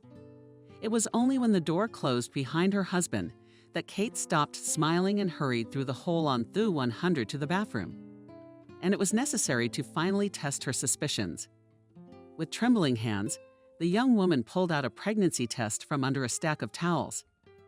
Andrew hadn't really expected to get the job. It was about the position of foreman in a solid organization, engaged in the design and construction of cottages and summer houses. In terms of the basic requirements, Andrew seemed to be suitable for this position, but still going into the office for an interview was not to the end. I'm sure he answered the standard questions. "So why do you want to work for us?" asked a young blonde who held the position of head of the personnel department. Seems, judging by her last name, she was related to the owner of the entire company. "I have a family to support," Andrew answered honestly, "and I'd like to gain experience. One day I'd like to build a house for my wife and kids myself. That is, I realize that I will not be able to handle everything myself, for example, the foundation. But everything that is possible, I would like to do with my own hands. So I need to gain all kinds of experience. And it seems that this is exactly what your company can help with." The blonde was satisfied with this answer. And she, to Andrew's pleasant surprise, informed him that no, he would not have to wait for the call. It had already been accepted. Andrew did not go home, but flew. But on the way, he did not forget about something important. He stopped by the flower store for a bouquet for his beloved, and also in the confectionery for a set of exquisite cakes. They had something to celebrate today, but there was a surprise waiting for him at home, or rather 2 surprises. Lisa called her daughter in the moments when she was barely recovering from the results of the pregnancy test. "Yes, Mom, this is an emergency," Kate said. "I'm just a little busy right now." "Lisa, to moratorium on what?" "It's very urgent," and sobbing. "I told you what happened. Since the daughter and son-in-law left, Lisa has been living in an apartment with James. Yeah, they were starting to live as a couple, and she didn't care what anyone said. And of course, they had something to say about their age difference, and the fact that James was Lisa's brother and twin brother-in-law. But she didn't care. She felt airy happy. A second youth had come to her. Lisa also spoiled James. She updated his closet, gave him a cell phone, and then emptied both of his accounts, where she'd been saving money just in case. She supported her lover, closed his loan, plus gave him money for nothing, because James told everything. Just all ears were buzzing about some mega-profitable investment project. In general, the life of an unusual couple was booming. Lisa even began to think about the marriage ceremony and even thought about what she would like a dress that was not pure white. Of course, it would not correspond to her age. Well, maybe a shade of ivory. "Mom, you called me to tell me how you 2 sweethearts are doing." "Life is good. Let me just say I'm happy for you and we'll call it a day." "Okay, after all, I'd probably be the wrong daughter to wish you and James apart. But I can't wish for your marital happiness either." The daughter broke down on the other side sobbing. "Lisa, so James left me. Turns out the newlywed and 5 minutes away. Fiancé literally disappeared from Lisa's life. Just when she got home one day, she didn't find him there. But she did find a touching note saying that he, James, was immensely grateful to Lisa for everything she had done for him, that she had left a lifelong memory in his heart. But he, alas and is not yet ready for a serious relationship because he needs to find himself in this big world. In this regard, James asked him to forgive him if he had offended him in any way. He wished his sweetheart a lesbinka of all the best, including love, and went somewhere else. By the way, James took all her gifts, including a new watch, an expensive smartphone from a famous brand, the latest model, and of course, a substantial amount of cash. "Ah, Mom." Kate sat up like that. Hearing all this, "I'm so sorry." She was crystal sincere. She really felt sorry for her mom, who seemed to have a crush on her. They talked some more. Lisa said that no, she wasn't angry with James, and she realized that she had brought it on herself. It was her own fault for believing that their love could be real. Mom said to Kate, "I need to tell you something too. I'm pregnant." Andrew, the same news found out, barely crossed the threshold. At first he was taken aback, but then he laughed, picked up his beloved in his arms, spun around the apartment, and putting her in her place, demanded Kate. And Andrew did so. "And now I will always fulfill all your wishes with tenderness," he said. Such an important change in the life of their little family soon had serious consequences. Plus, they had to take into account what had happened in Kate's mom's life. And first of all, the couple made a decision. to return to the old apartment, especially since the mother-in-law was calling. Thus, they could solidly save on housing, which of course, against the background of a soon addition to the family, was not at all superfluous. Naturally, the family reunion was accompanied by some awkwardness. But slowly Lisa began to communicate with her daughter and son-in-law almost as before, only with the amendment that now she spoke to Andrew much more gently and did not express her dislike for him. "Mother, where do you enjoy yourself so much?" Kate asked once.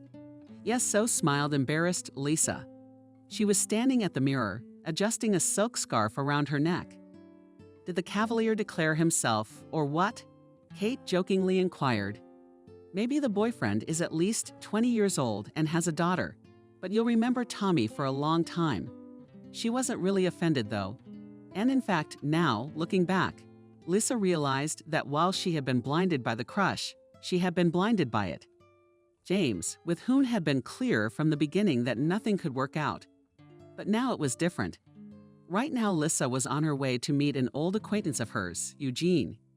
He was her age, and they had been in the local flower club together for a long time.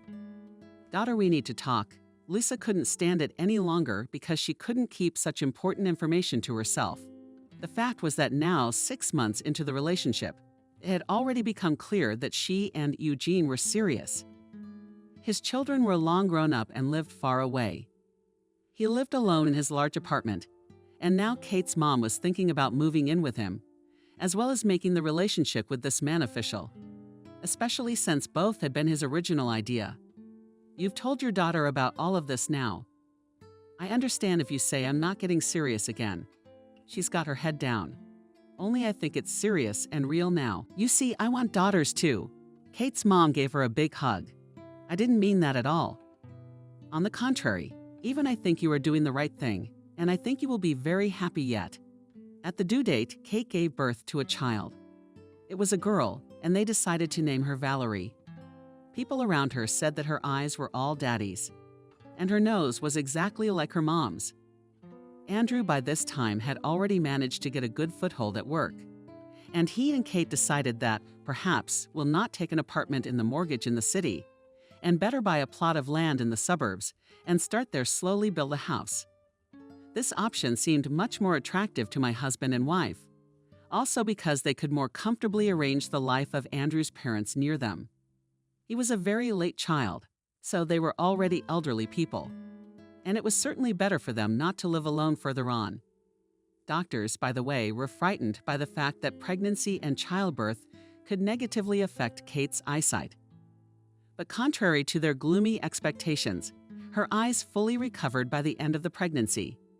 And when the baby girl came into the world, Kate could admire her with clarity from the climate. And in those moments, it was so easy for her to feel happier than this woman in the world. And then a few months later, James called unexpectedly, and Andrew's first reaction was predictable. Before answering the call, he cursed out loud at his brother because he had decided that the money he had received from Lisa had certainly managed to skip out on his money and had gotten into something else. He would ask for financial help, but it wasn't like that at all. James told me timidly that he had actually sort of gotten smart. He decided to settle down in a small town. He went to study auto mechanics and even got a job at a car service. But most importantly, he met a girl and fell in love. They got married. Her name was Wendy, and she was a single mom. But James wasn't afraid of that because he thought it was true love. "Well, let's hope things work out for him," Andrew said. When they finished talking, "Do you think so?" Kate asked him. "Why wouldn't I?" she shrugged. "After all, we're twins, and if they didn't get a little bit of his carelessness, then a little bit of my cleverness must have fallen to him." As time went on, the whole story of Andrew's crazy adventures, not that it began to be forgotten, but he himself and Kate began to return to it in conversation and thought less and less often. However, it suddenly had an unexpected sequel. Just one day, they were contacted by a lawyer who represented the interests of a foreign company that was engaged in processing fish, making various canned products from it. It turned out that this company for many years, without knowing it, had been buying illegally harvested fish. That is, poachers, and even with the use of slave labor. And naturally, when the truth came out, it was a serious blow to their reputation. To save it, the company donated a generous amount of money to environmental protection funds, promised to make better sourcing choices from now on, and also decided to pay some very substantial sums to the former captives who had taken the fish as, so to speak, financial compensation. Andrew was a little shocked, and at first even wanted to refuse the money at all. But his wife was against it. Kate insisted that he really had earned some moral compensation during his imprisonment. He deserved some moral compensation. And besides, they could use the money. They could build a house without a loan. That's what they decided to do, and that's what they did. And though neither Kate nor Andrew could predict what life had in store for them, but somehow, on some instinctive and almost mystical level, it seemed to them that they would never again face such severe shocks and dangers as they had recently experienced. New videos are posted every day. Subscribe and click the bell. A hospital corridor. A greenish-tiled old man peered into my eyes. From the daylight lamp, long children's thoughts stretched out. The ceiling echoed in his temples. Jenna nervously fingered the bracelet on her arm, walked back and forth along the corridor, adding the clatter of heels to the sunset of the lamps. She sat down, trying to calm down, then jumped up again. The doors of the operating room echoed with a rustle and a slight creak. A doctor stepped out of them. Jenna jumped up again, looking hopefully at the medic. "Doctor, please don't be silent." She folded her arms across her chest in a pleading gesture. "The odds are 50-50. What will get up from the wheelchair?" The doctor finally said, tightening the mask around her chin. Jenna sorrowfully sobs again. "You have to believe in the best. He is still young. He will recover," cheered the girl medic. And I wanted to believe in the best. Of course, Jenna was worried about her husband's health. But she was more concerned about the loss of the family's main income and the question of who would now provide for them. Jacob drove out of the hallway to meet his wife returning from work. Jenna was not in a good mood. Lately, this state had become a constant for her. She had to get up early, work, do household chores, and still take care of her invalid husband. "How was your day?" Jacob asked, taking the girl's bag and bag from her. "Disgusting," abruptly threw Jenna, taking off her coat. Jacob left for the kitchen. He was quite briskly handling the stroller and could even boast some mobility, if it could be called that. The man moved the bag of groceries to the floor near the refrigerator and began to open the door. He could only put the groceries on the first shelf or the bottom of the door. Oh, and it would spill over here now. Jenna snatched the bottle of milk from him, which she had opened on the way out, slammed it down and closed it loosely. It wouldn't leak to the neighbors. "Why are you yelling?" Jacob looked at her. "Would someone wipe it up? Are you talking, Jenna?" She felt developed and irritated by her husband's helpfulness. He realized his limited functionality, so he tried not to inconvenience his wife. At first, Jacob was even ashamed, but later he accepted his condition and stopped suffering from remorse. "In a bag of ready-made cutlets from the cookhouse. Heat them up for yourself.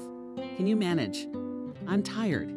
Jenna pulled down her temples with her hands and went into the room. The couch echoed with a faint creak.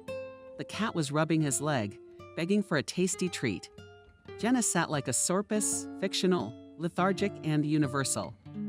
This wasn't the life she'd envisioned when she married the handsome athlete Extreme Lego. And now he's deprived of his outlet and his livelihood. And she has to work for two, running all over town, showing beggars the family's cheap apartments. Not so. Jenna planned to spend her youth. She didn't. The husband had been in the chair for 6 months. At first, they had lived on old savings, but those soon ran out. Jenna had delayed until the last moment to look for a job. She was scared, and her inner ego was against it. By the age of 25, the girl had no sensible experience. She worked part-time doing shoots for online clothing stores, ran a blog of a young stylist, although she had a good education in the hospitality business. Realtor. No longer had it passed her by since the early days.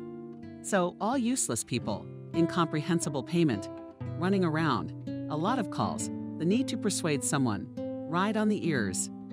What was it that kept the girl in such a flying place? The charming director and owner of the agency. He appeared there rarely, but every time it was in the office, the morning began.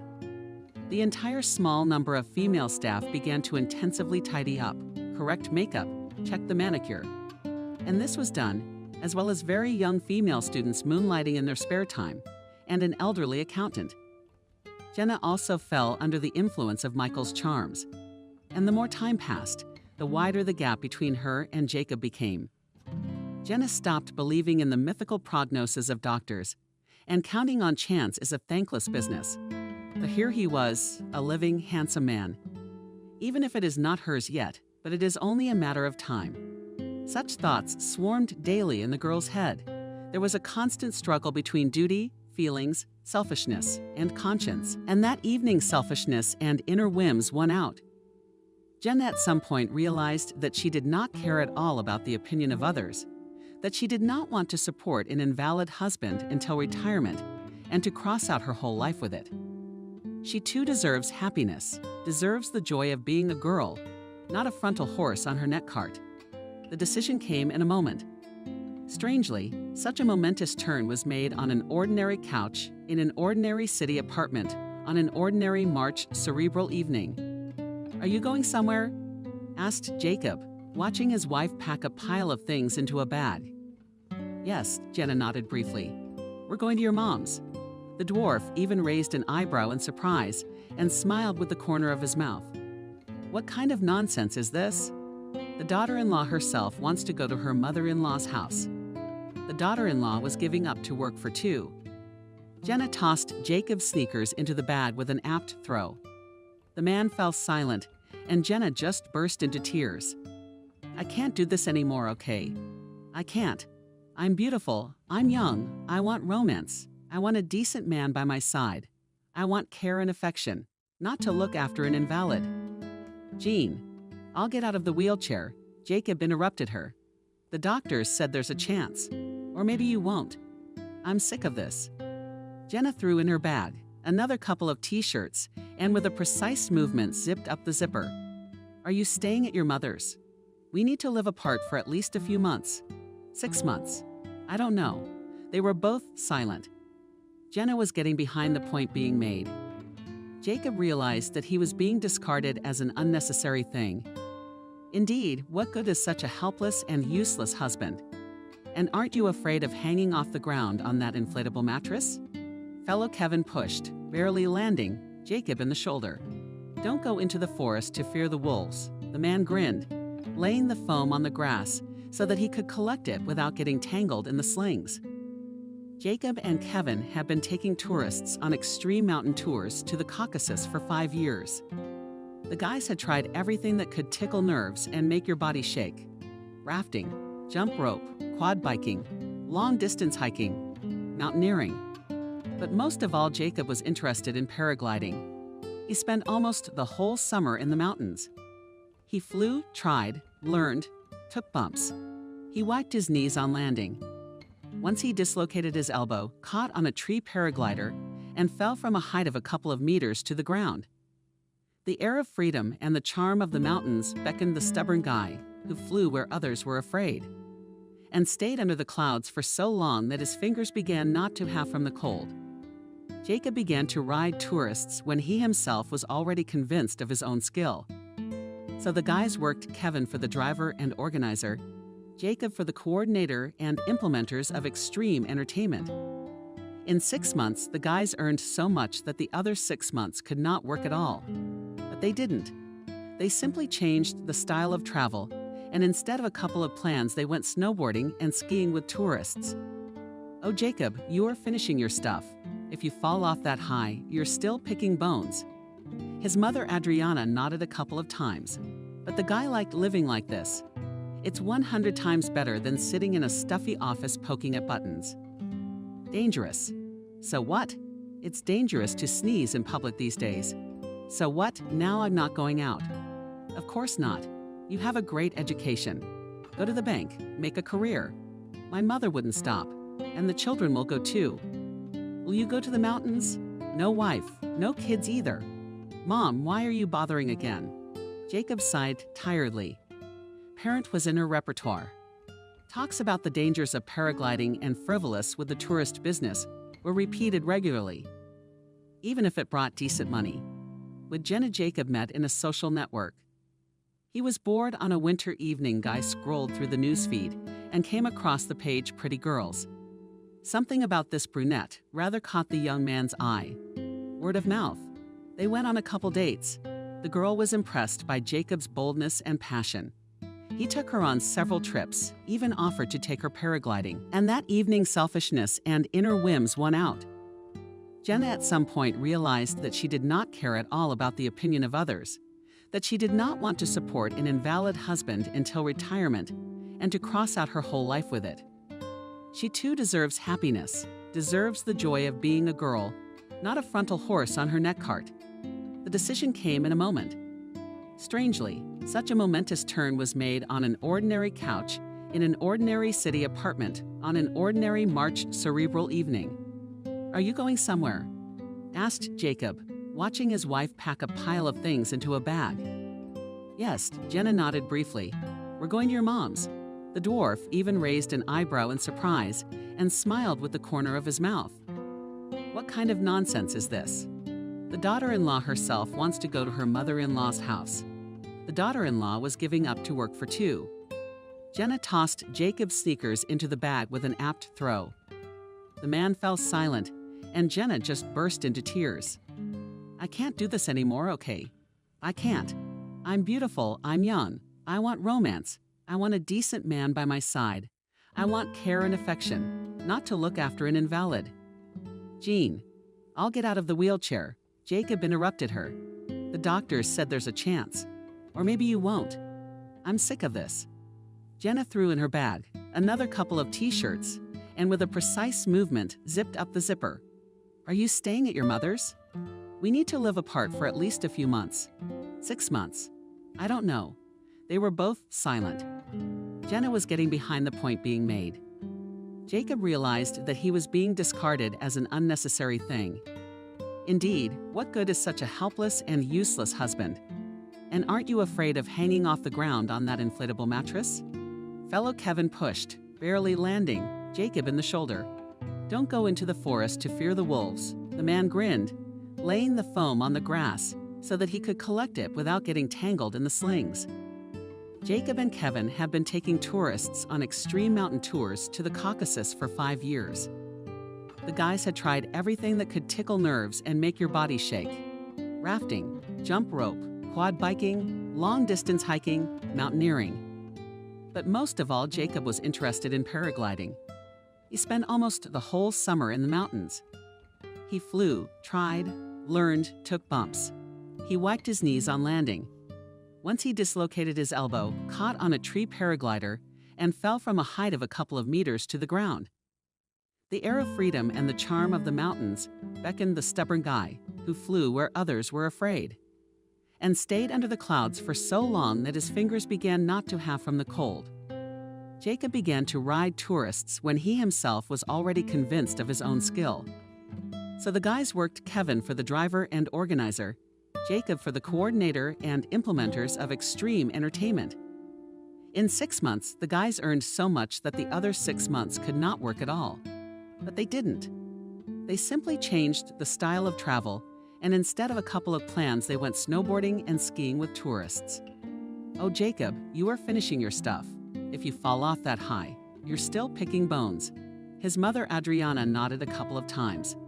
But the guy liked living like this. It's 100 times better than sitting in a stuffy office poking at buttons. Dangerous. So what? It's dangerous to sneeze in public these days. So what? Now I'm not going out. Of course not. You have a great education. Go to the bank, make a career.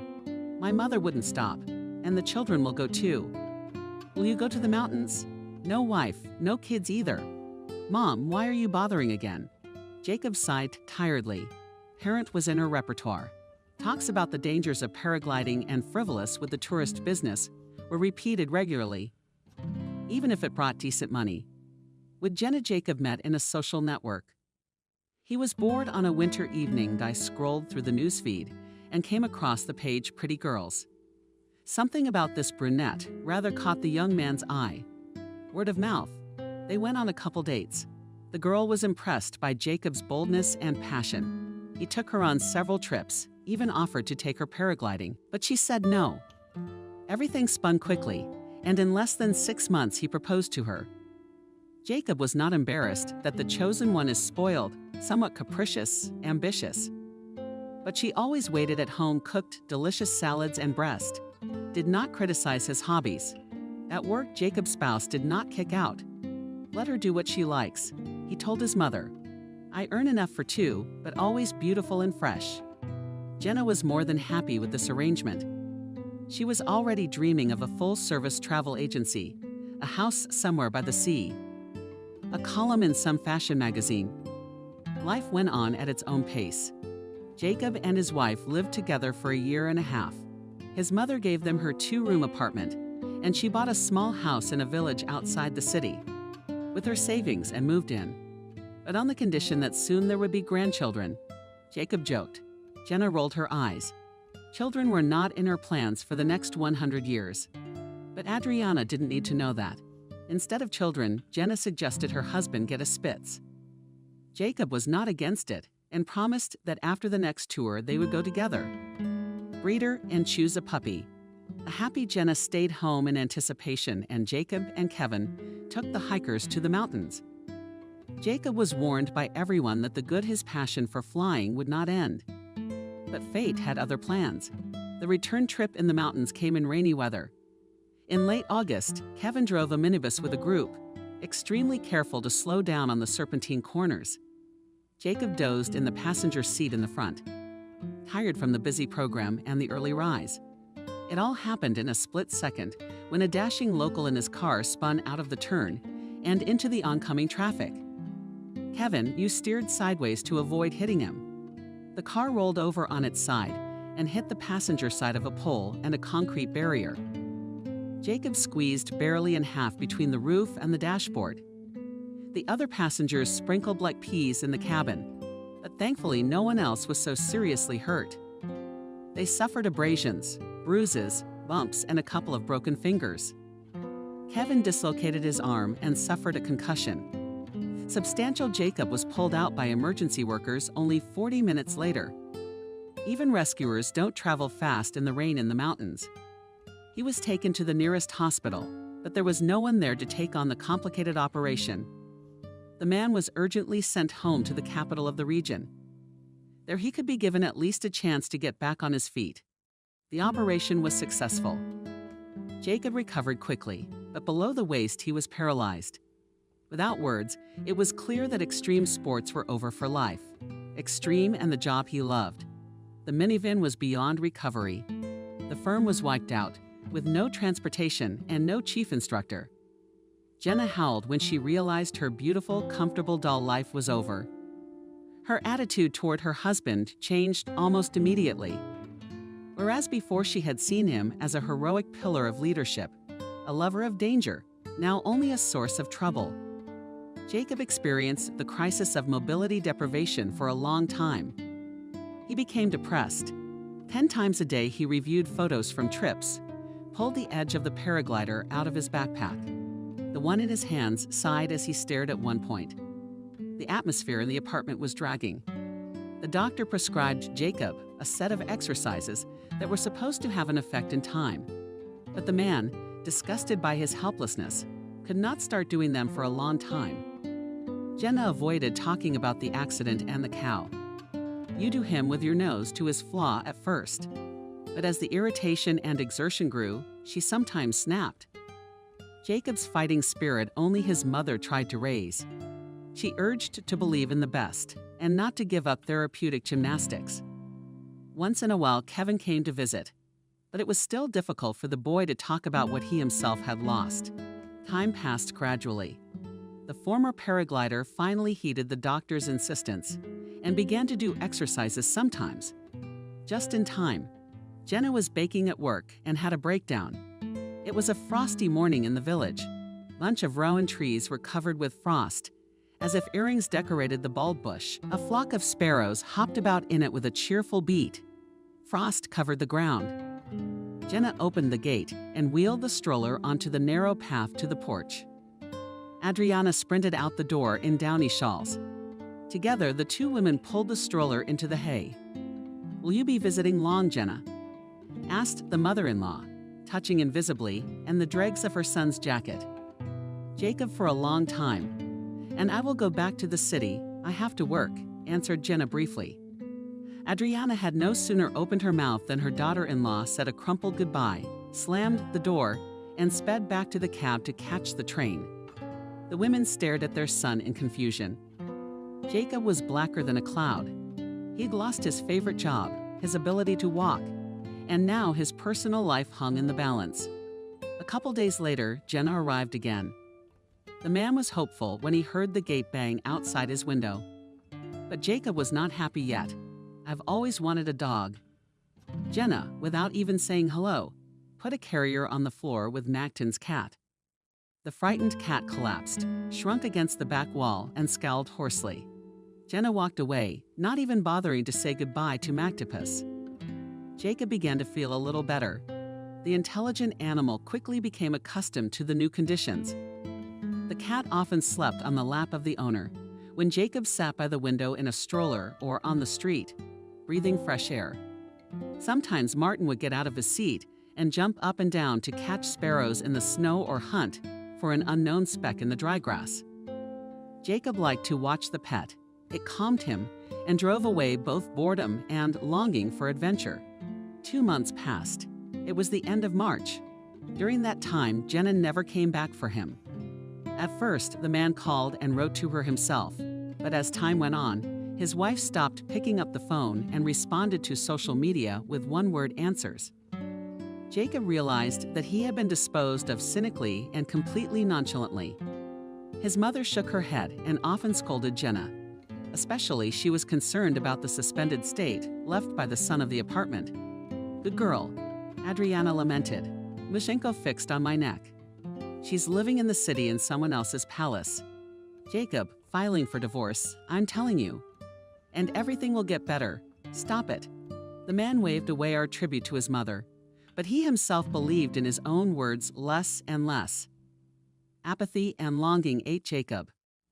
He was tormented by his own idleness because he could not do most of the housework.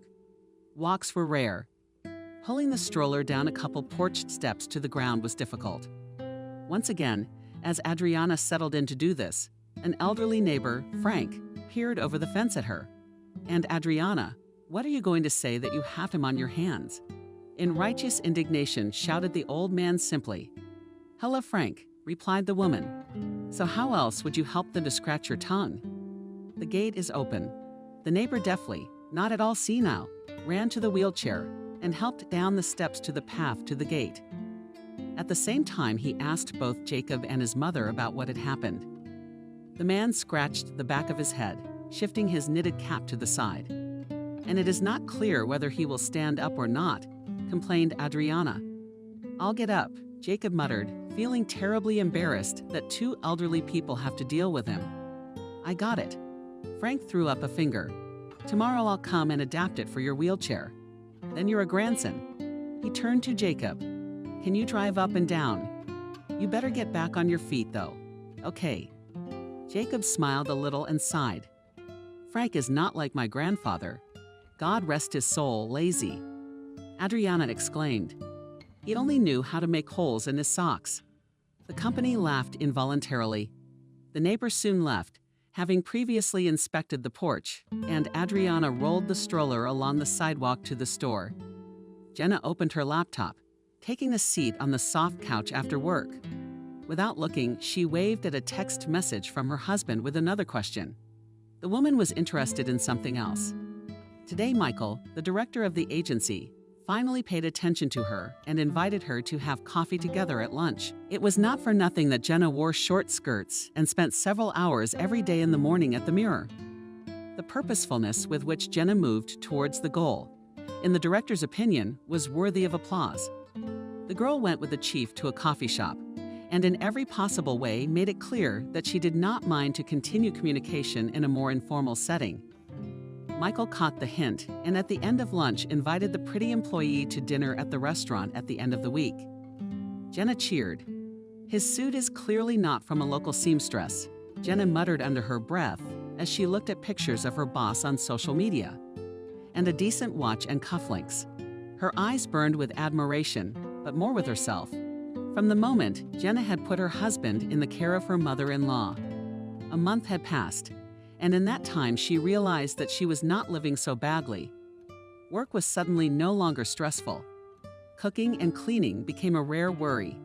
There was enough money for herself and still had time to shoot for clothing catalogs. Sometimes on the mental horizon slipped thoughts of divorce, but so far Jenna them from the metal. It was necessary to prepare the ground for a run-up, so as not to sit soft place in a puddle. How calculating. Cunning woman Jenna understood this and therefore did not rush, although Jacob could have been served at any moment. But she'd think of something, and not much believed Jenna that kind, attached to her Jacob first will go to such a step. The pictures of the boss told Jenna what she wanted to know.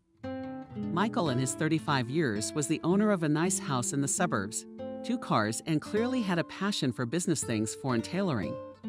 The girl leaned back contentedly on the back of the sofa, scrolling through in her head options for outfits for a future date. A sick husband and the overall fact of a legal marriage did not slow Jenna down one bit. She didn't, as they call it, give a damn. X day came.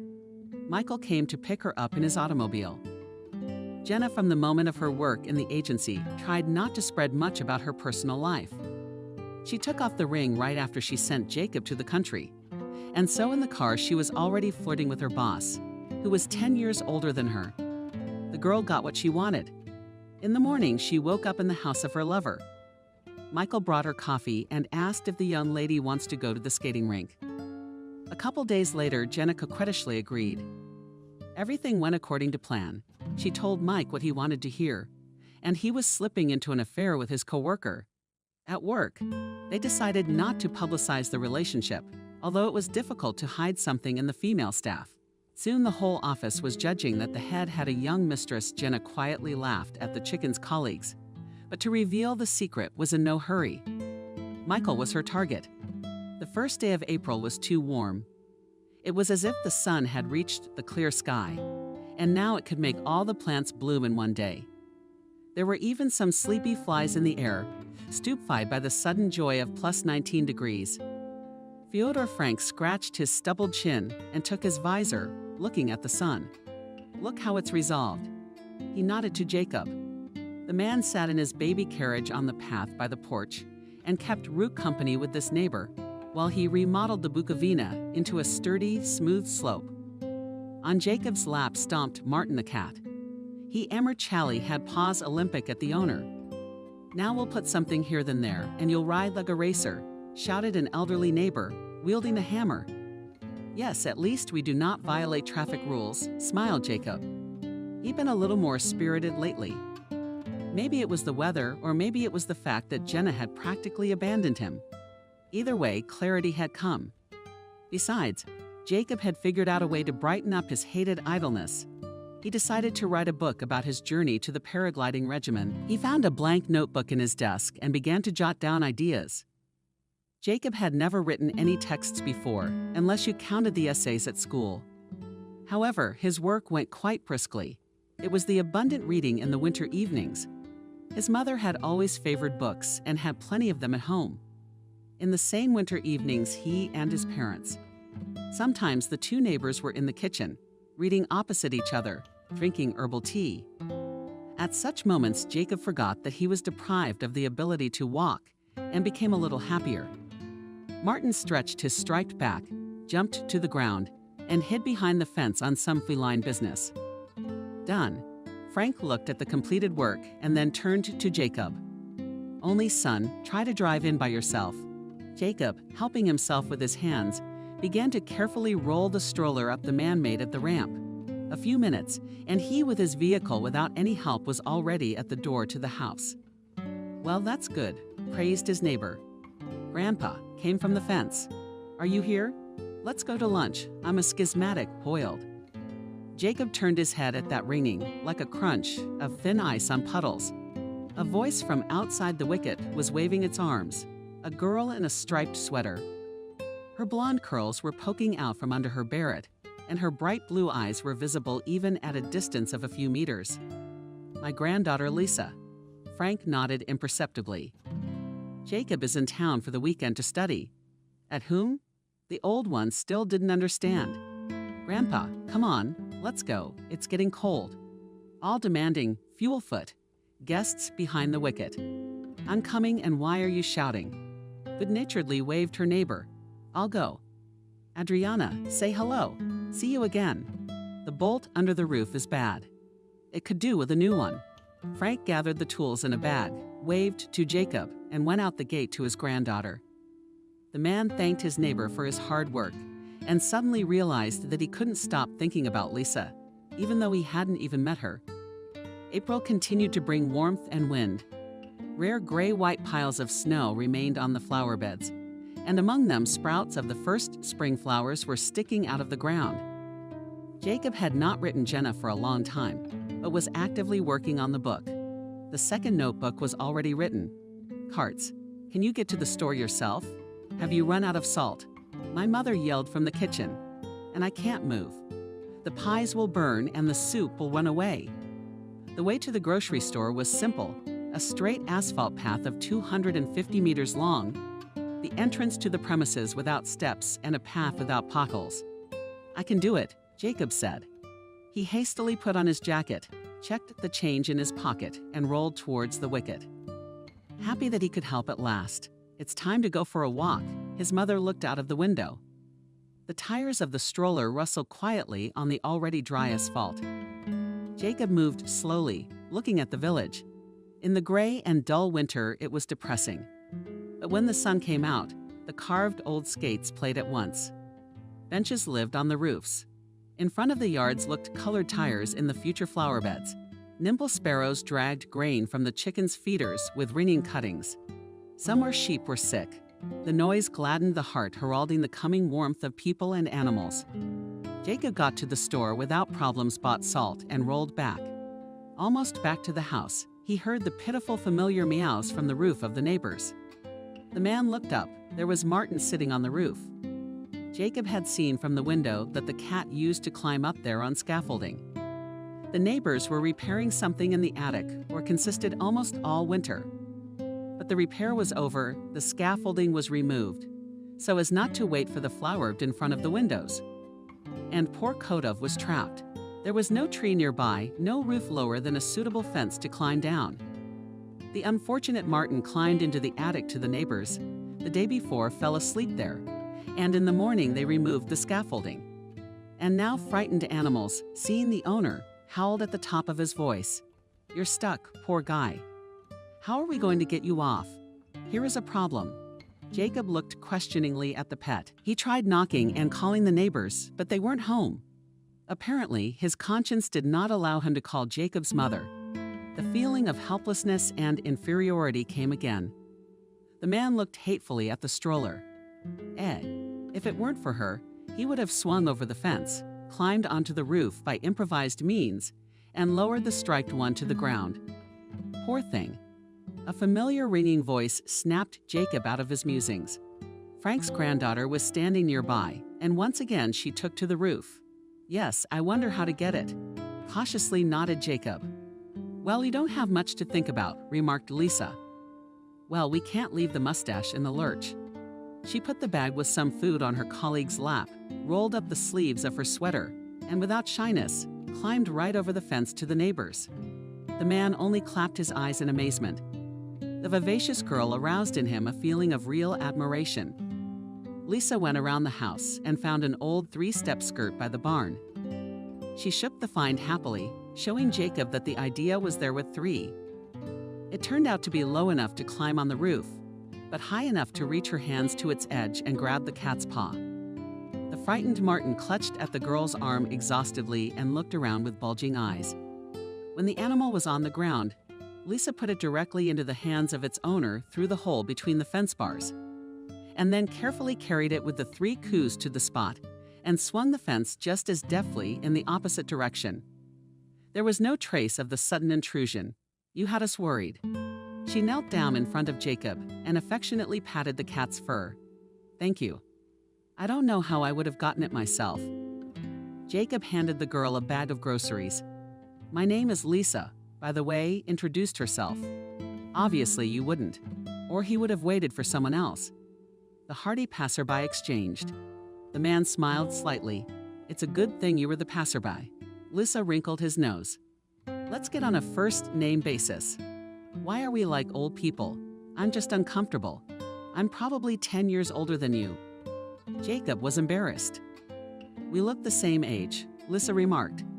What's the point then? To be polite. That's right, Jacob agreed. He rolled forward a little and stopped at his gate. Let me give you a hand. Lisa reached for the handle to open the door so Jacob could drive through freely. She stepped carelessly and tripped over the curved ledge. The man's reaction was lightning fast. He lunged forward and picked Lisa up with his arms. Well, I'm clumsy.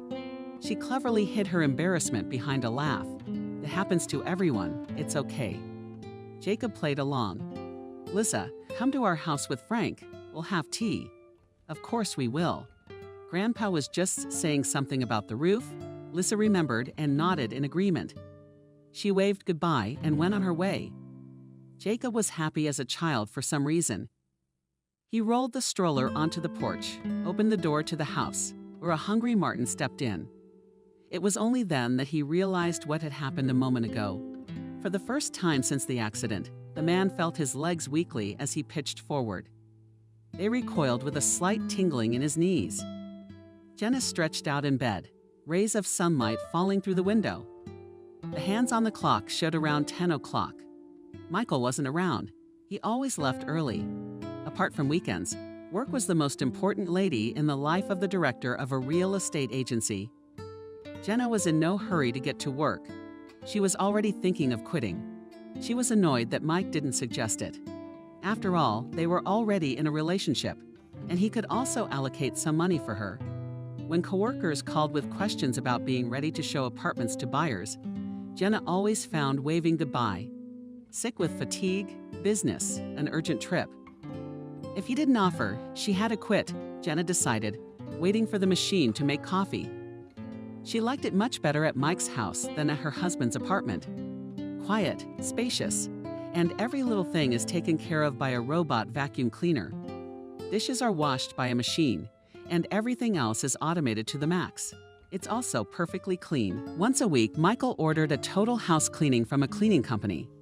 He couldn't stand dirt and piles of junk, and he also preferred dry cleaning, where all the things were given to the hanger. They're already perfectly laid out. Unlike Jacob, he was always on parade, not lugging around all sorts of places with tourists, looking after himself. All of which Jenna clung to. That's how she'd always wanted to live. That was the level she aspired to. She had already realized the first part of the plan by becoming the boss's mistress. The next part was to gradually accustom him to herself, in his personal space. Jenna was already looking predatorily at Michael's second car, figuring out whether she needed a fur coat for the next season and when it was better to take a vacation. And there, when everything will be already grabbed, she will quietly divorce Jacob. The girl's plans were Napoleonic. At work, began to suspect a connection with the boss. When Michael gave her a ride a couple of times. On questions, Jenna did not answer, but only joked and rolled his eyes. When it all comes out, she won't care. In the meantime, it was better to keep the affair a secret. At least not to be jinxed, that's for sure. Jenna had a leisurely breakfast, took a shower, put on her makeup, hailed a cab, and went to leave in full dress. She was sure it would encourage Michael to take more decisive action.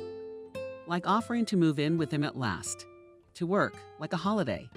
The managers greeted, raising an eyebrow in mild amazement. Not to work anymore, Jenna informed her, placing the application form in front of her. So you're going freelance, or you've already found a better place. The manager put the application in a folder. You could say that, Jenna smiled enigmatically. She didn't bother with the detentions at her former job. Hastily picked up her things from her desk. dryly bade her coworkers farewell, and plodded on out the door. It was amazing the determination that woke up in Jenna at the prospect of a relationship with a wealthy man, and how she dreaded being left in poverty with an invalid husband. Jenna went home, dropped off her things from work. Then you called girlfriend Jenna, and they went shopping together. Enterprising girl decided that a new set of beautiful lingerie will soften the news of her dismissal for Michael. In the evening, Jenna met her lover in parade at his house and informed about her decision. The man was not naively surprised. She had quit. But why? You didn't seem to be busy, and you were always paid on time. Why, Mike?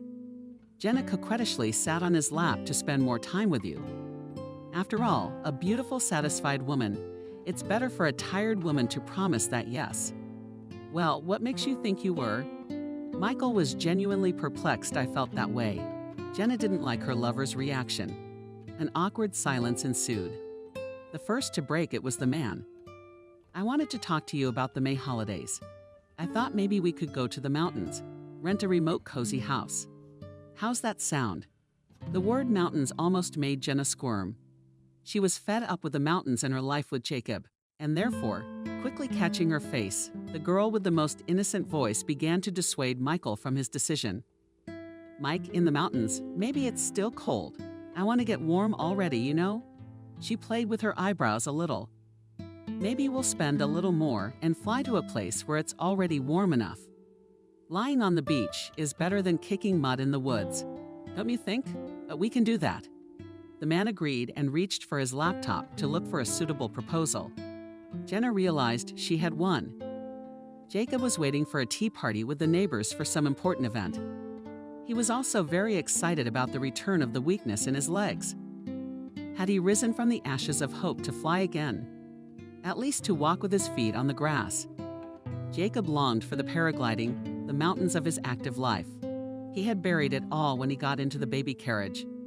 But now there was a glimpse of a chance in the darkness that not all was lost.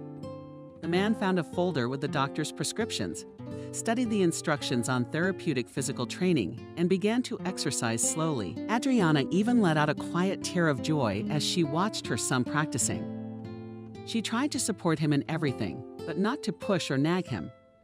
She understood what Jacob had to go through physically and mentally, and that's why she fell behind with questions about Jenna, about motivation, about the apartment. Time will come on its own. Everything will work out as it needs to. The woman sometimes told herself in the evenings 100 nodding visual spokes to each other. At a warm 12 o'clock, mid-April, on the doorstep of the house appeared Frank with Lisa Vida. The hostess was to invite them into the house, but the brisk grandfather waved them away and said that first work, then and race. So he inspected the edge of the roof and got down to business. Adriana fussed around at first, but then waved goodbye and went away to crack the dumplings. Jacob, Vita's tears settled on the front porch area in case a kind neighbor needed to lend tools. "That's a cool grandpa you have," whispered Jacob in the ear of the girl. "I don't remember my grandfathers.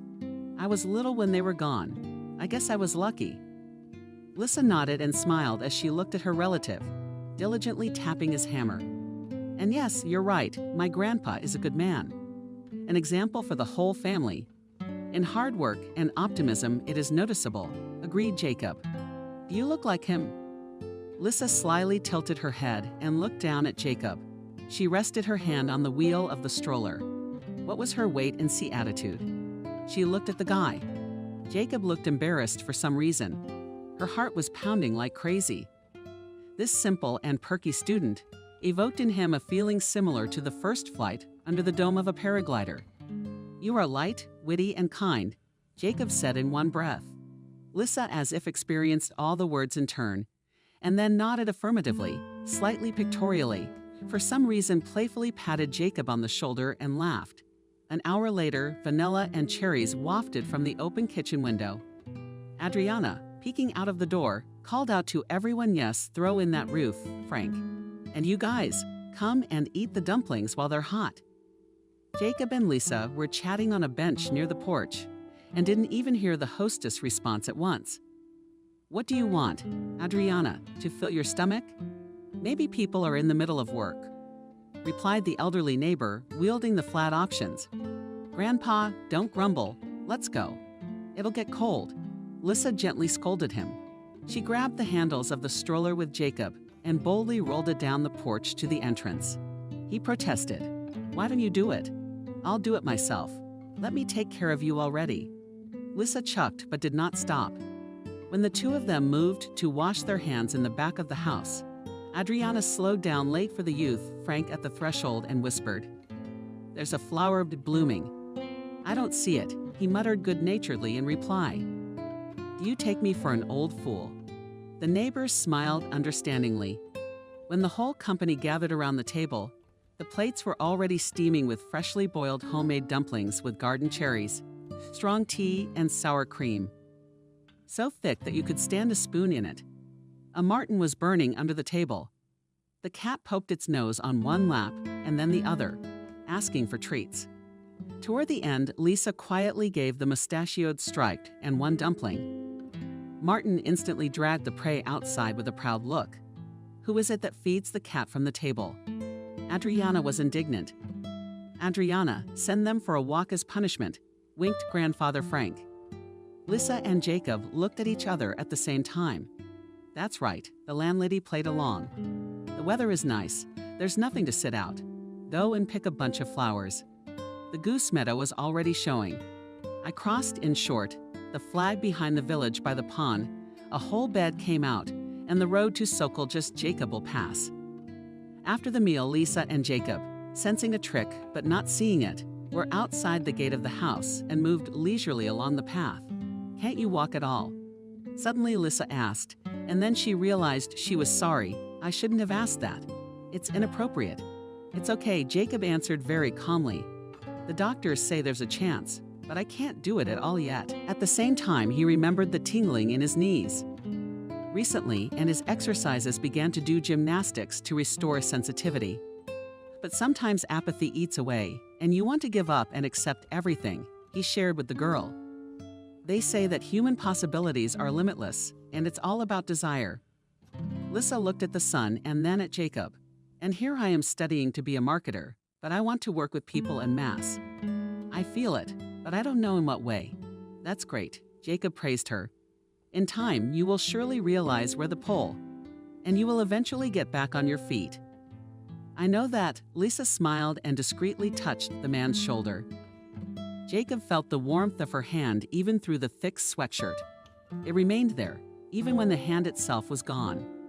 They talked and talked about plans and tourists, about the shortcomings of student dormitories and evil teachers, about the countryside and the city, about the joys of life and far-fetched problems. For the first time in many months since the accident, Jacob felt alive. If his legs obeyed, he would have run, spreading his arms out to the sides and putting his face to the wind. The stroller hit a rock. Alexei threw as the wheel shuddered that Lissa had stopped. Did it hurt? No, he lifted his gaze full on her, perplexed for a secret joy. "I think I can feel my leg." It was from behind the rounded eyes and squatted down beside her. She grabbed her leg just above the knee and gave it a little squeeze. The skin recoiled Jacob, barely noticeable by an unpleasantly dull pain, as if through a pillow. Barely, but withdrawn. Jacob grabbed Lisa's hand. "I can feel her," he whispered. "I can feel her for sure." Lissa jumped up and laughed, then rushed to hug Jacob, a tear streaming down her cheek, either from joy or happiness, or maybe all at once. Jenna was dozing in a chair with headphones on. Michael was sitting next to her, looking at something on his laptop. Clouds flickered in the window, the plane carrying them home from their vacation. Jenna was content and mostly to herself. Abroad, she persuaded her lover to buy some expensive gifts. The arguments were ironclad. "I really need it, and it will be more expensive for us anyway." Michael bought, didn't argue, but he didn't have the joy of gift-giving on his face. Although Jenna was diligently broadcasting to the whole store, shining and kissing the man on the cheek. Mike himself never started a conversation about moving, despite the fact that the girl did not work, but occasionally hinted at the need to find a new source of income. Jenna sincerely did not understand these hints, although he pretended to be a fool. In the end, she moved her things to Mike's house and appeared in the apartment only occasionally. As the couple rested after the morning flight and drank coffee on the balcony, Jenna glanced again at Michael's second car. "I was thinking I might drive. Where to?" Michael looked at her questioningly, carrying his gaze away from his phone screen and work correspondence. "To the store to run errands for fitness." Jenna began to curl her toes and then in heels. "So in sneakers or boots? It's more comfortable." Michael shrugged. "And it's easier than buying and registering a car." "Why buy a car when you already have one?" Jenna nodded shrewdly at the blue foreign car. Michael followed her gaze, wished with his lips, and after a pause said, "The car isn't running. I'm waiting on a new engine for it.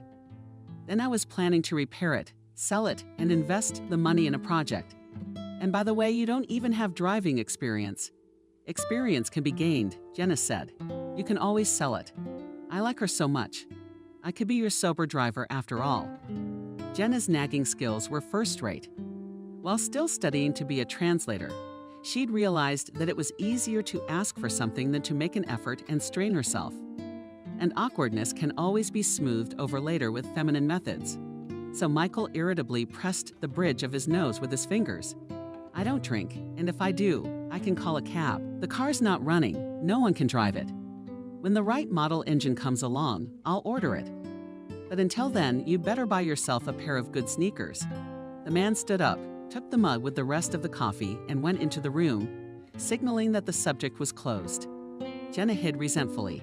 She found the recommendation offensive, considering that pretty shoes and stiletto boots had helped initially win her lover. She wasn't rejected directly, but rather harshly.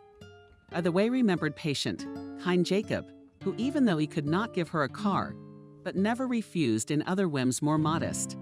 A few days passed.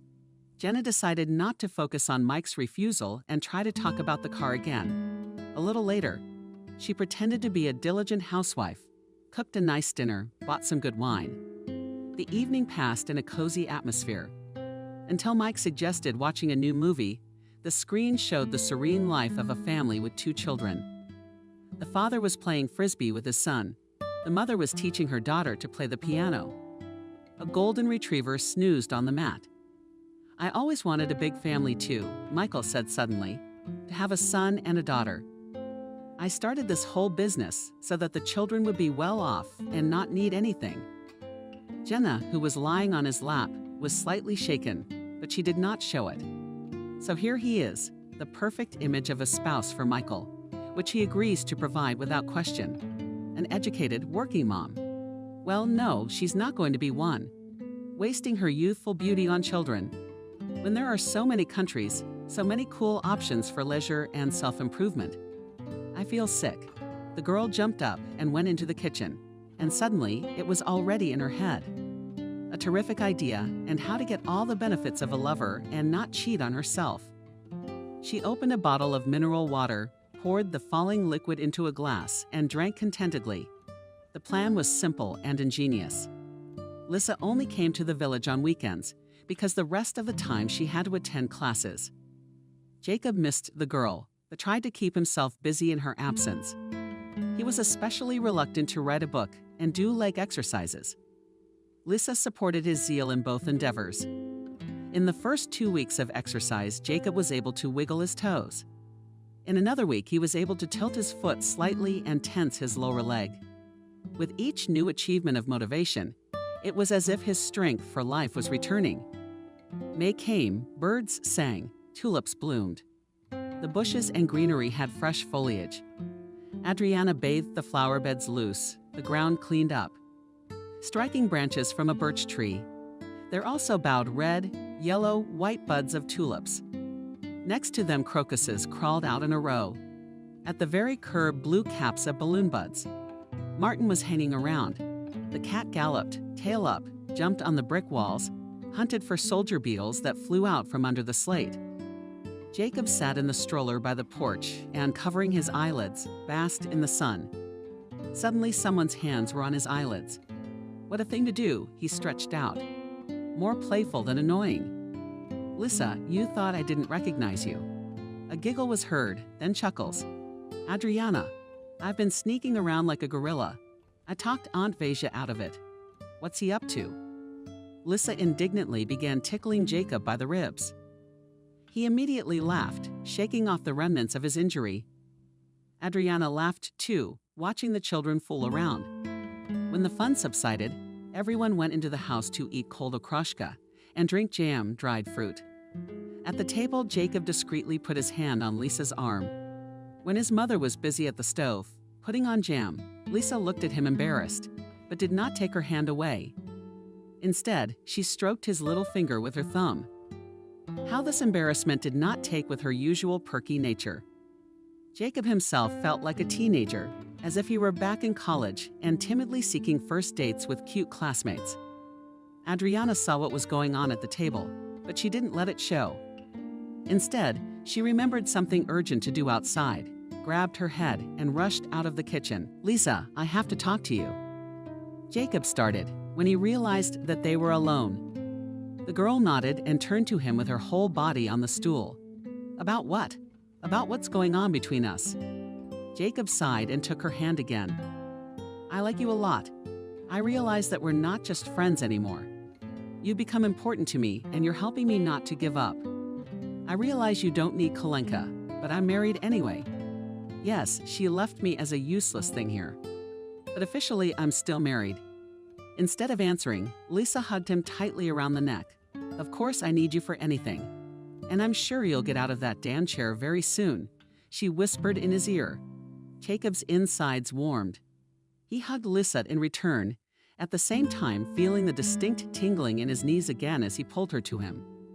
"You're an amazing person, with a good heart and a beautiful dream." Lisa looked into his eyes. "And I care first and foremost about how you feel, not what the papers say." The man smiled and hugged the girl again. "Let's get you back on your feet."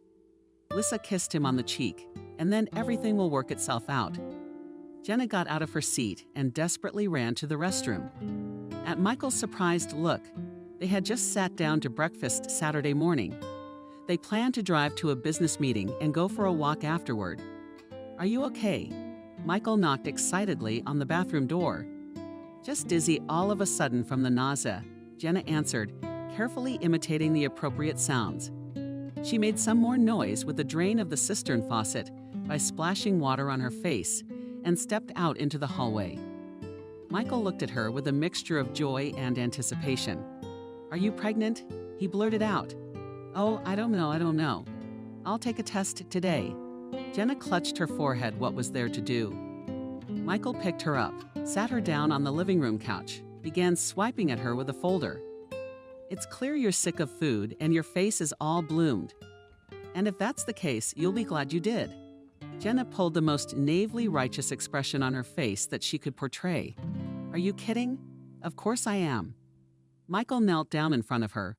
"I've wanted kids for so long, and I applied for a second degree. What's to take back now?" Jenna changed from righteousness to brokenness. "Why take it back? You're a distance learner.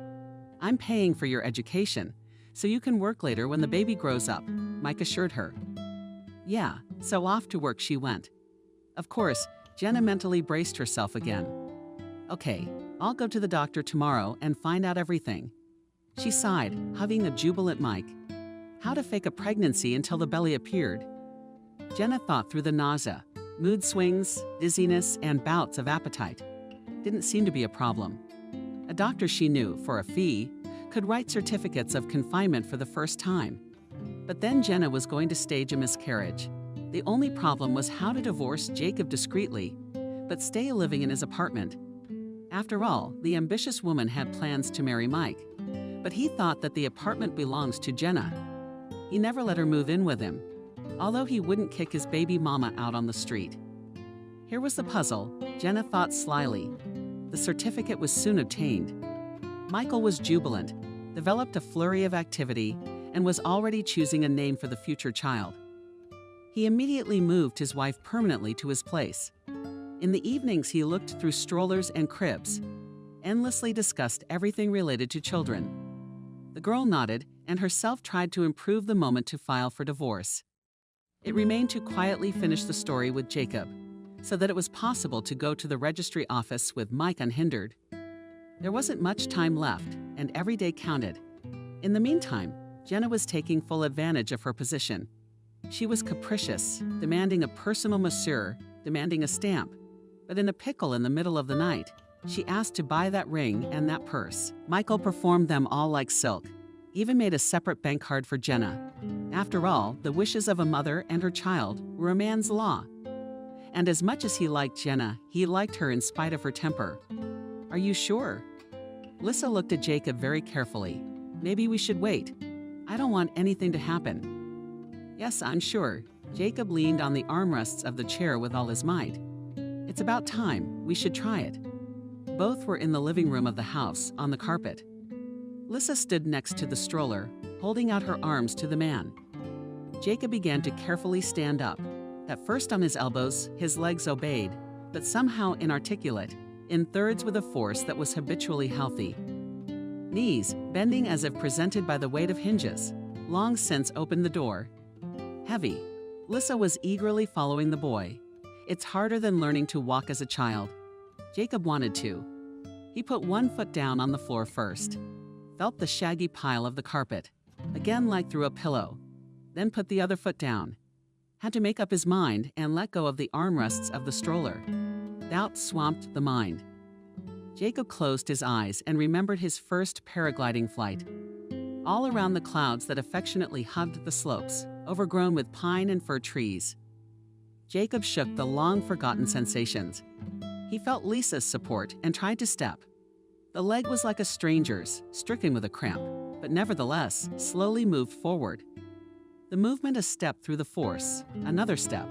The back remembered what it was like to be straight. Jacob scrutinized his legs, scarred from his many extreme activities, and it was as if he was reliving them all a second time, standing here on the soft carpet in his own home. The man was able to take a dozen feeble steps with Lisa's support and, tired, sat back in the chair. You're doing an incredible job. The girl hugged him. Let's go to the doctor. Let them record your progress. Maybe he'll make some recommendations to speed up the process. The idea is good, but how to get to the city and the hospital? Jacob nodded sadly at the still-needed wheelchair. Grandpa has a car. He'll take you there. Lisa suggested. No, you what? Jacob waved his hands. Frank has already done so much for me. I can't. My conscience won't allow it. Oh, stop it. Lissa threw at him. And that grandfather doesn't understand anything. Yes, old stupid. Jacob was embarrassed. But only if he agrees, don't insist. He grabbed the palm of Lisa, who was about to go to the grandfather. The old car evenly, body motored over the bumps of the rustic country road. Frank spun the steering wheel and talked about the years of dashing youth and work on the collective farm. Jacob sat on the back seat and held a folder with his documents. The stroller ran behind him in the trunk. Lissa was chortling in the front passenger seat listening to her grandfather's stories. It all happened simply, quickly, and completely easy. She asked for it, and off they went. Good thing at least Jacob had time to call the hospital and find out if the surgeon was seeing him today. Well, my little dove, you know how to surprise. Admire the Dr. Jacob after the examination.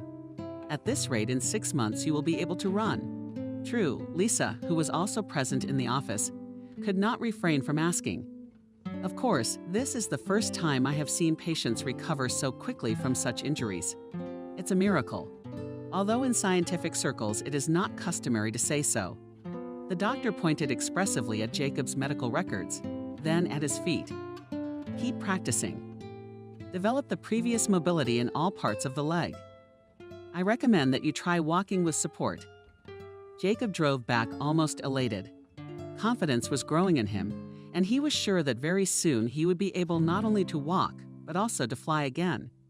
In such a mood, the man was caught by a sudden phone call. Jacob, hello. Jenna's voice sounded in the receiver. I won't be long. Can you talk? Hi. What's wrong? A lump rose in my chest, and together with the living memories that almost ceased to bother me. I filed for divorce, Jenna informed him briefly. I guess there's no need to explain what and why. You're a big, smart boy. You'll figure it out. Yes, I will, he confirmed his ex-wife's words. Good. I hope it's done quickly. I'll be vacating the apartment in a couple weeks. While Jenna hung up the phone, Lissa heard the conversation. Unlike Gluckov, your Frank, she turned to Jacob and whispered, "It's for the best. Don't be upset. You said yourself that she was just a formality." "You're right, aren't you?"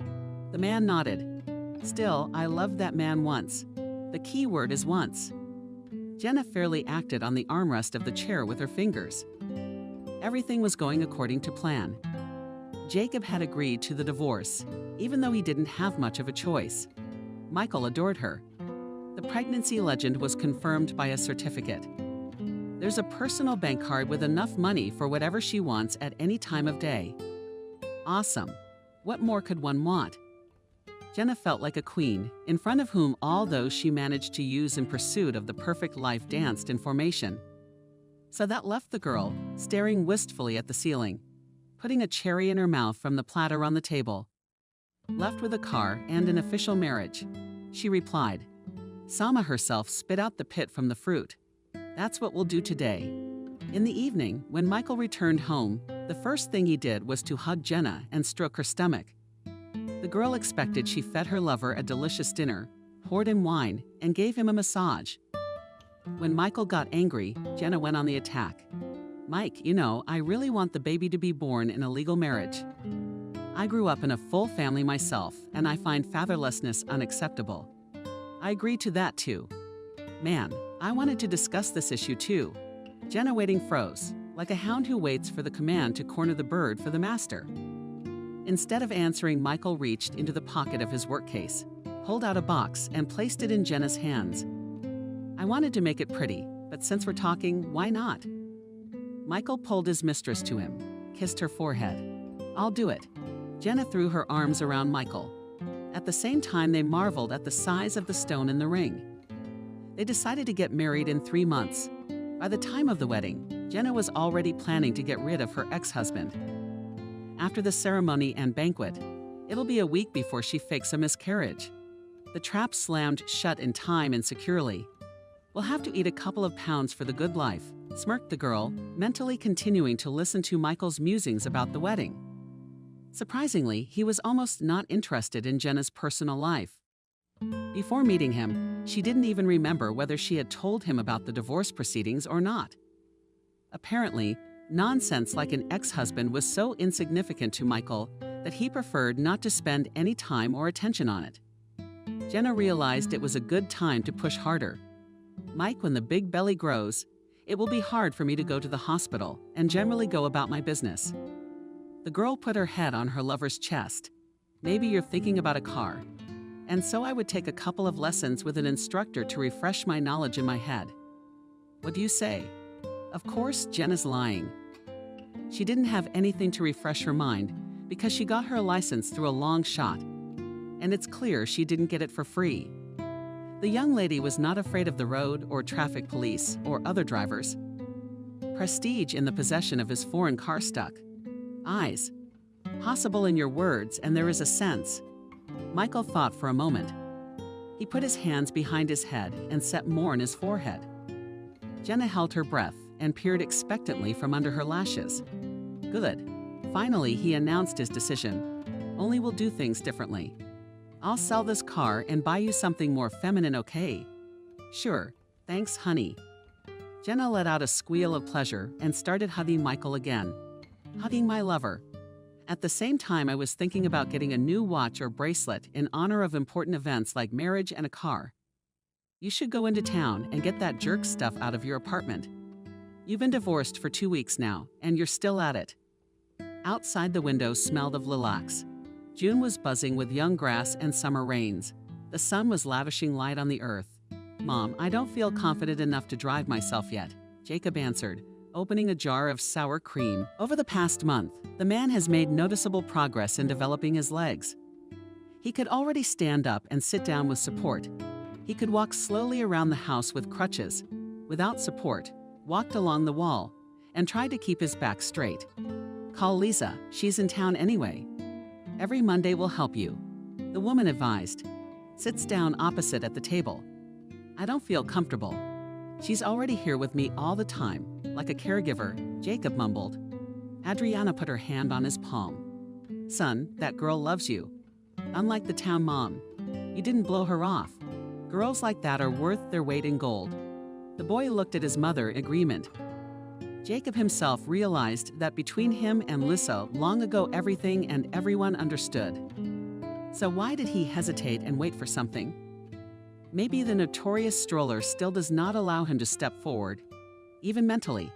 A lot of people don't get it right the first time, but that doesn't mean you can't try again. His mother walked around the table, stroked the back of his head, and went out into the room. Jacob ate his soup, then pulled out his cell phone and dialed Lisa's number. Hi. I was wondering if you'd go into town with me any day soon and check out the apartment. The guy spoke, nervously twirling his spoon. For some reason, every interaction with Lisa gave him a pleasant shiver. Jacob was shy, lost, everything spilled out of his hands. Words were jumbled. He couldn't remember anything like that with any girlfriend. Did it mean what his mother had hinted at? Jacob didn't know. But every time he waited for Lisa from school, he got stronger, and the joy of the meeting was brighter and brighter. Sure, let's go. The girl agreed. Are you sure you can already without the stroller? I have to, Jacob assured her. Good, Lisa's face warmed. Voice then be ready Saturday. Very much looking forward to it. Jacob hit the cancel button. It was too soon, and he was so eager to add a whole one. But again, that childish indignation ruined everything. How surprised he would be to find out that Lisa was feeling the same way. Standing in the middle of the institute with the phone in her hand. I allowed Walk to come with you, Lisa blurted out when they were already sitting on the train. Jacob revived in surprise. For the first time, he decided not to take a wheelchair with him and to do with crutches only. Why? Instead of answering, Lisa climbed under his arm and tucked her nose into his side so that Jacob could only see the top of her head. He smiled into the measured, sleepy emptiness of the carriage, closed his eyes, and hugged Lisa tighter. The apartment Jacob hadn't been in almost 6 months was echoed by the familiar turn of the key and the smell. The man breathed it in, standing on the threshold as if hesitant to enter. The smell reminded him again of the time of tourism and flying. There in the closet on the balcony in a case lies his paraglider, next to it in a backpacked equipment, tracker, boots, camera for shooting from height helmet. Jenna's stuff wasn't in the apartment. Contrary to Adriana's fears, she took every last jar. And judging by the footprints in the bathroom, it's recent. They didn't even bother to clean up. Jacob and Lisa ordered a snack from the delivery service and began to clean up. The man tried to do everything himself, but from time to time he still stopped and rested. Lisa quickly put the bathroom in order, washed dusty dishes in the closet, vacuumed the carpets, and wiped the mirrors. You're doing a great job. She praised Jacob when they sat down in the evening on the living room sofa with sandwiches and cups of tea. The doctor was right. You're getting better. I'm too well motivated, Jacob joked, glancing at Lisa. She tossed and dropped the sausage in her lap. I'm very grateful for everything you do for me. Jacob took a piece from his sandwich and transferred it to the girl's sandwich. But the sky really beckons me. I want to fly again and do what I love. I just don't know how. Lisa Morovio the forehead. She knew what had happened to Jacob's partner and to their touring car. Aren't you afraid of hurting your back again? Honestly, I'd go through the whole thing again. Jacob looked at her defiantly. Why? Lisa, perplexed, still bowed her head. To get to know you again. Jacob leaned over, quickly pulled the girl to him and kissed her. Jenna diligently flew around the world to the cafe. At lunch with her friend, they had just toured a dozen bridal salons, looking for a dress for her and her bridesmaids. It was the end of August. All the wedding preparations were almost finished. A restaurant had been chosen, a photographer, a designer, a host hired. They defined the menu and sent invitations to guests. Aren't you tired of belly itching while sipping cold juice from a tube? Asked Jenna. Tired. What can you do? It's a beautiful life. You want it. Jenna grinned. Mike, you've got a tough guy. I'll give you that. Dreamed the girlfriend. Handsome, with money, established. He's got it all. Not like your former test pilot. You don't say, nodded Jenna, pushing her plate away. A man in his 30s, and he's been hiking the mountains. Well, they're divorced now. Forgotten like a bad dream. My girlfriends started laughing. How far along are you? Jenna nodded at her stomach and grinned. The 5th month I'm eating like crazy. I've already gained 3 pounds. How can I lose it all? It's okay, 1 more week and you'll have a tragic drama, Jenna grinned. Where do you get the paperwork for Mike to believe? Whispered Jenna. My girlfriend makes them for me. Jenna replied in her tone. I have to go to her today, by the way. Mike wants the ultrasound results. Paul wants to know the baby. She voiced again, laughed. Genius you are, a woman, Jenka, admired her friend. I did not dare to do such a thing. If you want to live, know how to spin. Jenna shrugged her shoulders. The girls paid for lunch and said goodbye. Jenna sat behind the wheel of a brand new red sedan, and Jenna stayed behind to wait for a cab. Head. Jenna was already at the wedding ceremony, figuring out how her dress would sit on her and from what angle it would be better to take pictures. She ordered an exclusive bouquet of terry pale lilac roses from the florists and anticipated her image with him in such dreams. The girl pulled into the clinic's parking lot. A small documentary formalities. And Jenna was already sitting in the office of gynecologist Katya. A nice lunch was interrupted by a phone call. Joy, where is it? Michael greeted her on the phone. I'm at my doctor's office. As soon as I'm free, I'll pick up my glasses and go straight home, harked Jenna. Oh great, I thought I'd make risotto. I asked if you could have it, because there's wine in the recipe. Michael asked anxiously. Okay, I'll be sure to ask. For now, Jenna jabbed her finger at the screen and slipped her smartphone into her purse. Worried about my pregnancy. She hit her nose and made a quotation mark in the air with her fingers. Well, what are you? Katerina nodded at the memo to expectant mothers on the wall of the office. Would get pregnant really already the right age? Yes, and the man you all have. As they say, would have hired a nanny, and you and the child, and the status. And you're not the boss. Jenna looked like she took a bite out of an unripe persimmon. Are you kidding me? I'm already thinking about how I'm going to lose the whole thing. And if the potbelly did grow, it'd be stretch marks, swelling, and a C-section. God forbid. Maybe someday, but not now. It's up to you, but I would be worried about such prospects, grinned Katerina. So there you needed an ultrasound at 16 weeks. I'll look it up. Who have I had recently with the same dates? She sat down at the machine, then back at the computer, and began to look for suitable data. A couple of manipulations to change the date and last name. Soon the required documents were lying in front of Jenna. The girl gratefully slipped them into her bag, and to Katya moved an envelope. At the wedding, decided already what to go in? She asked. Yes, looked at a couple of options, the doctor replied. Your own we are hot, on them and will spend. General laughter broke out in the office. Home, Jenna drove home in a wonderful mood. She picked up the wedding glasses from the salon, carefully packed them in a box, and was pulling into the parking lot of Michael's house by 7:00 p.m. That's odd. I thought he wanted to make risotto. Jenna turned up her nose, kicking off her shoes in the hallway. The house smelled ordinary instead of Italian. And it was too quiet, no sound of pots rattling or knives clattering from the kitchen. The girl went into the hall and saw Michael sitting in a chair. You decided to order food from the restaurant? Jenna tried to make a joke. Michael looked at her glumly. Give me the car keys. Why? Jenna, perplexed, raised an eyebrow some more. Michael sucked in air with his nose, exhaled. You give me the car keys now, then you go to the 2nd floor, gather all your things, call a cab, and Katusha the hell out of my life. His voice boomed so loud it echoed in every corner of the house. Jenna cowardly squirmed, her eyes shielding her. She tried to open her mouth.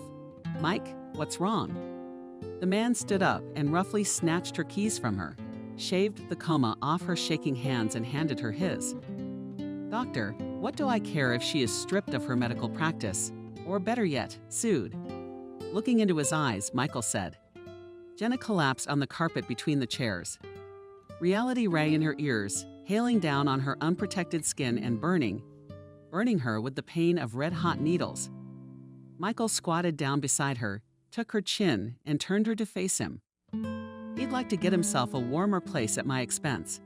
And with a mop they went out for not disconnecting the call. I, kak nudobno poluchulos, da takaya glupost. To think, Jenna burst into tears of shame. But Michael didn't care anymore. Jenna remembers that night like a blur.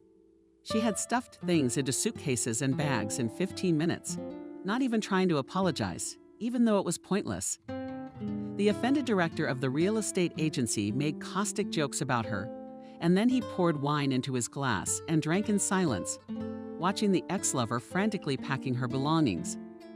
Before he left, he took away all her expensive gifts of watches, jewelry, and brand-name clothes. Jenna walked out of the gate with exactly the same set of things she had come here with a few months ago. "Are you ready?" Lisa stood in front of Jacob and held his hands tightly. "Ready, my captain." The man mockingly put a hand to his helmeted head. In front of them, a locker room or a takeoff pad for paragliding lawyers, and behind it a thunderclap made the fall mountain scenery incredibly beautiful. The slopes were drowned in all the colors of the solar palette from ochre to pogranitsa. Bushes of wild sea buckthorn, beads of miniature berries shone. The blackthorn did not argue with it, nor did the cherry leaf. Gray-brown stones, as if old wise men, soothed the ride of autumn colors. It was the end of September. On the slope away from the site, the last emerald lizards basked and rare butterflies flitted about. When you walk to the landing, don't leave your feet abruptly. About the signal, we'll know it's time. The plan did not drag. At a gust admonished Jacob Kevin, correcting on that straps that grew somewhere only from behind the cradle. William, the instructor who had once trained Jacob, stuck out for the passenger. "He won't be flying until next season. I'm in charge for now." All right, stay out of it." Kevin put his palms up and stepped away from the runway with Lisa. "Let's go down the slope, and there I'm picked up," William Jacob commanded. "But let's go." Jacob gripped the safety harness tighter and rushed forward. Lisa ducked as the foam was caught by the wind and began to rise upward, swaying weakly. Kevin put his palm to his forehead, shielding his eyes from the sun, and dashed his strength approvingly. "And good, let's go." Worried about him all the same. Lisa nervously lost her fingers from each other. "You drop it." Kevin patted her shoulder. "William, we have the best of the best. We'll bring your beloved safely back to Earth." Lisa only glanced at the brightly colored paraglider dome, which had already risen even higher. "Let's go to the lower one. They'll be landing there." Kevin urgently mentioned the girl on the airplane ramp. "When are you going to fly?" "I'll wait until Jacob has fully recovered," the latter replied.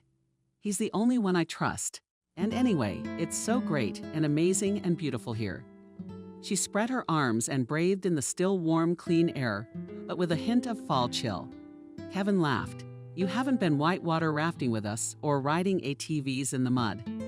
There you can feel all the charms of wild tourism." "I think that everything is still ahead of us," Lisa smiled back. "Of course, we will definitely take you with us if you want. Work, and then we'll send one on tour with people." Kevin, the funny man, was laughing again. No, I'm only with my husband."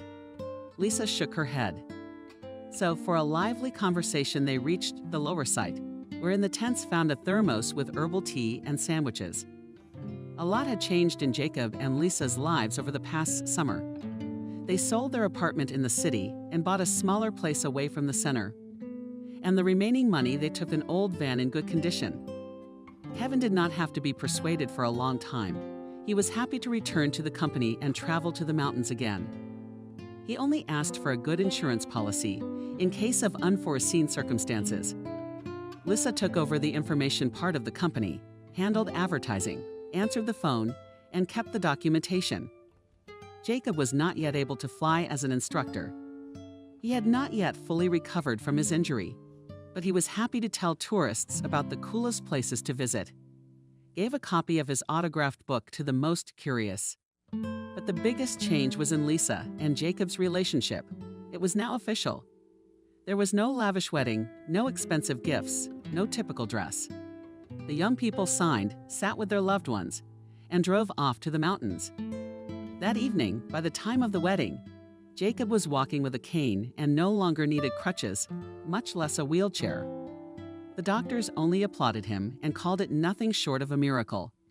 It's good to be here again and to be back to the old way. Kevin stretched noisily with a satisfied face. Almost the old way, Lisa corrected him. I'm sorry. Kevin made a changing gesture with his hand. Suddenly, Jacob's cell phone, which had remained in Kevin's pocket, caught the connection and played a familiar tune, announcing an incoming call. Kevin deftly retrieved the device and brought it to his ear. Yeah, no, that's not Jacob. What's he flying? Kevin winked at Lisa, who was interested, listening to this half-hearted dialogue. How does it fly? Yeah, like this. Already recovered. Which I think is an irrelevant question. He's already married and loves her very much. While Kevin put the phone back away. Who was that? Lisa asked with curiosity. There is a star that has fallen. Kevin waved his hand indefinitely in the direction. Suddenly, he jumped up from his seat and shouted, Fly! Fly!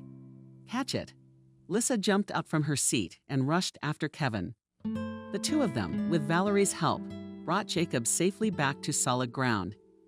He was unhooked from the cradle, and the man was sprawled on the grass, spreading his arms and looking up at the autumn blue sky with sparse powders. Alive? Laughing, Lisa asked. More alive than ever before, Jacob blurted out, putting his hands behind his head.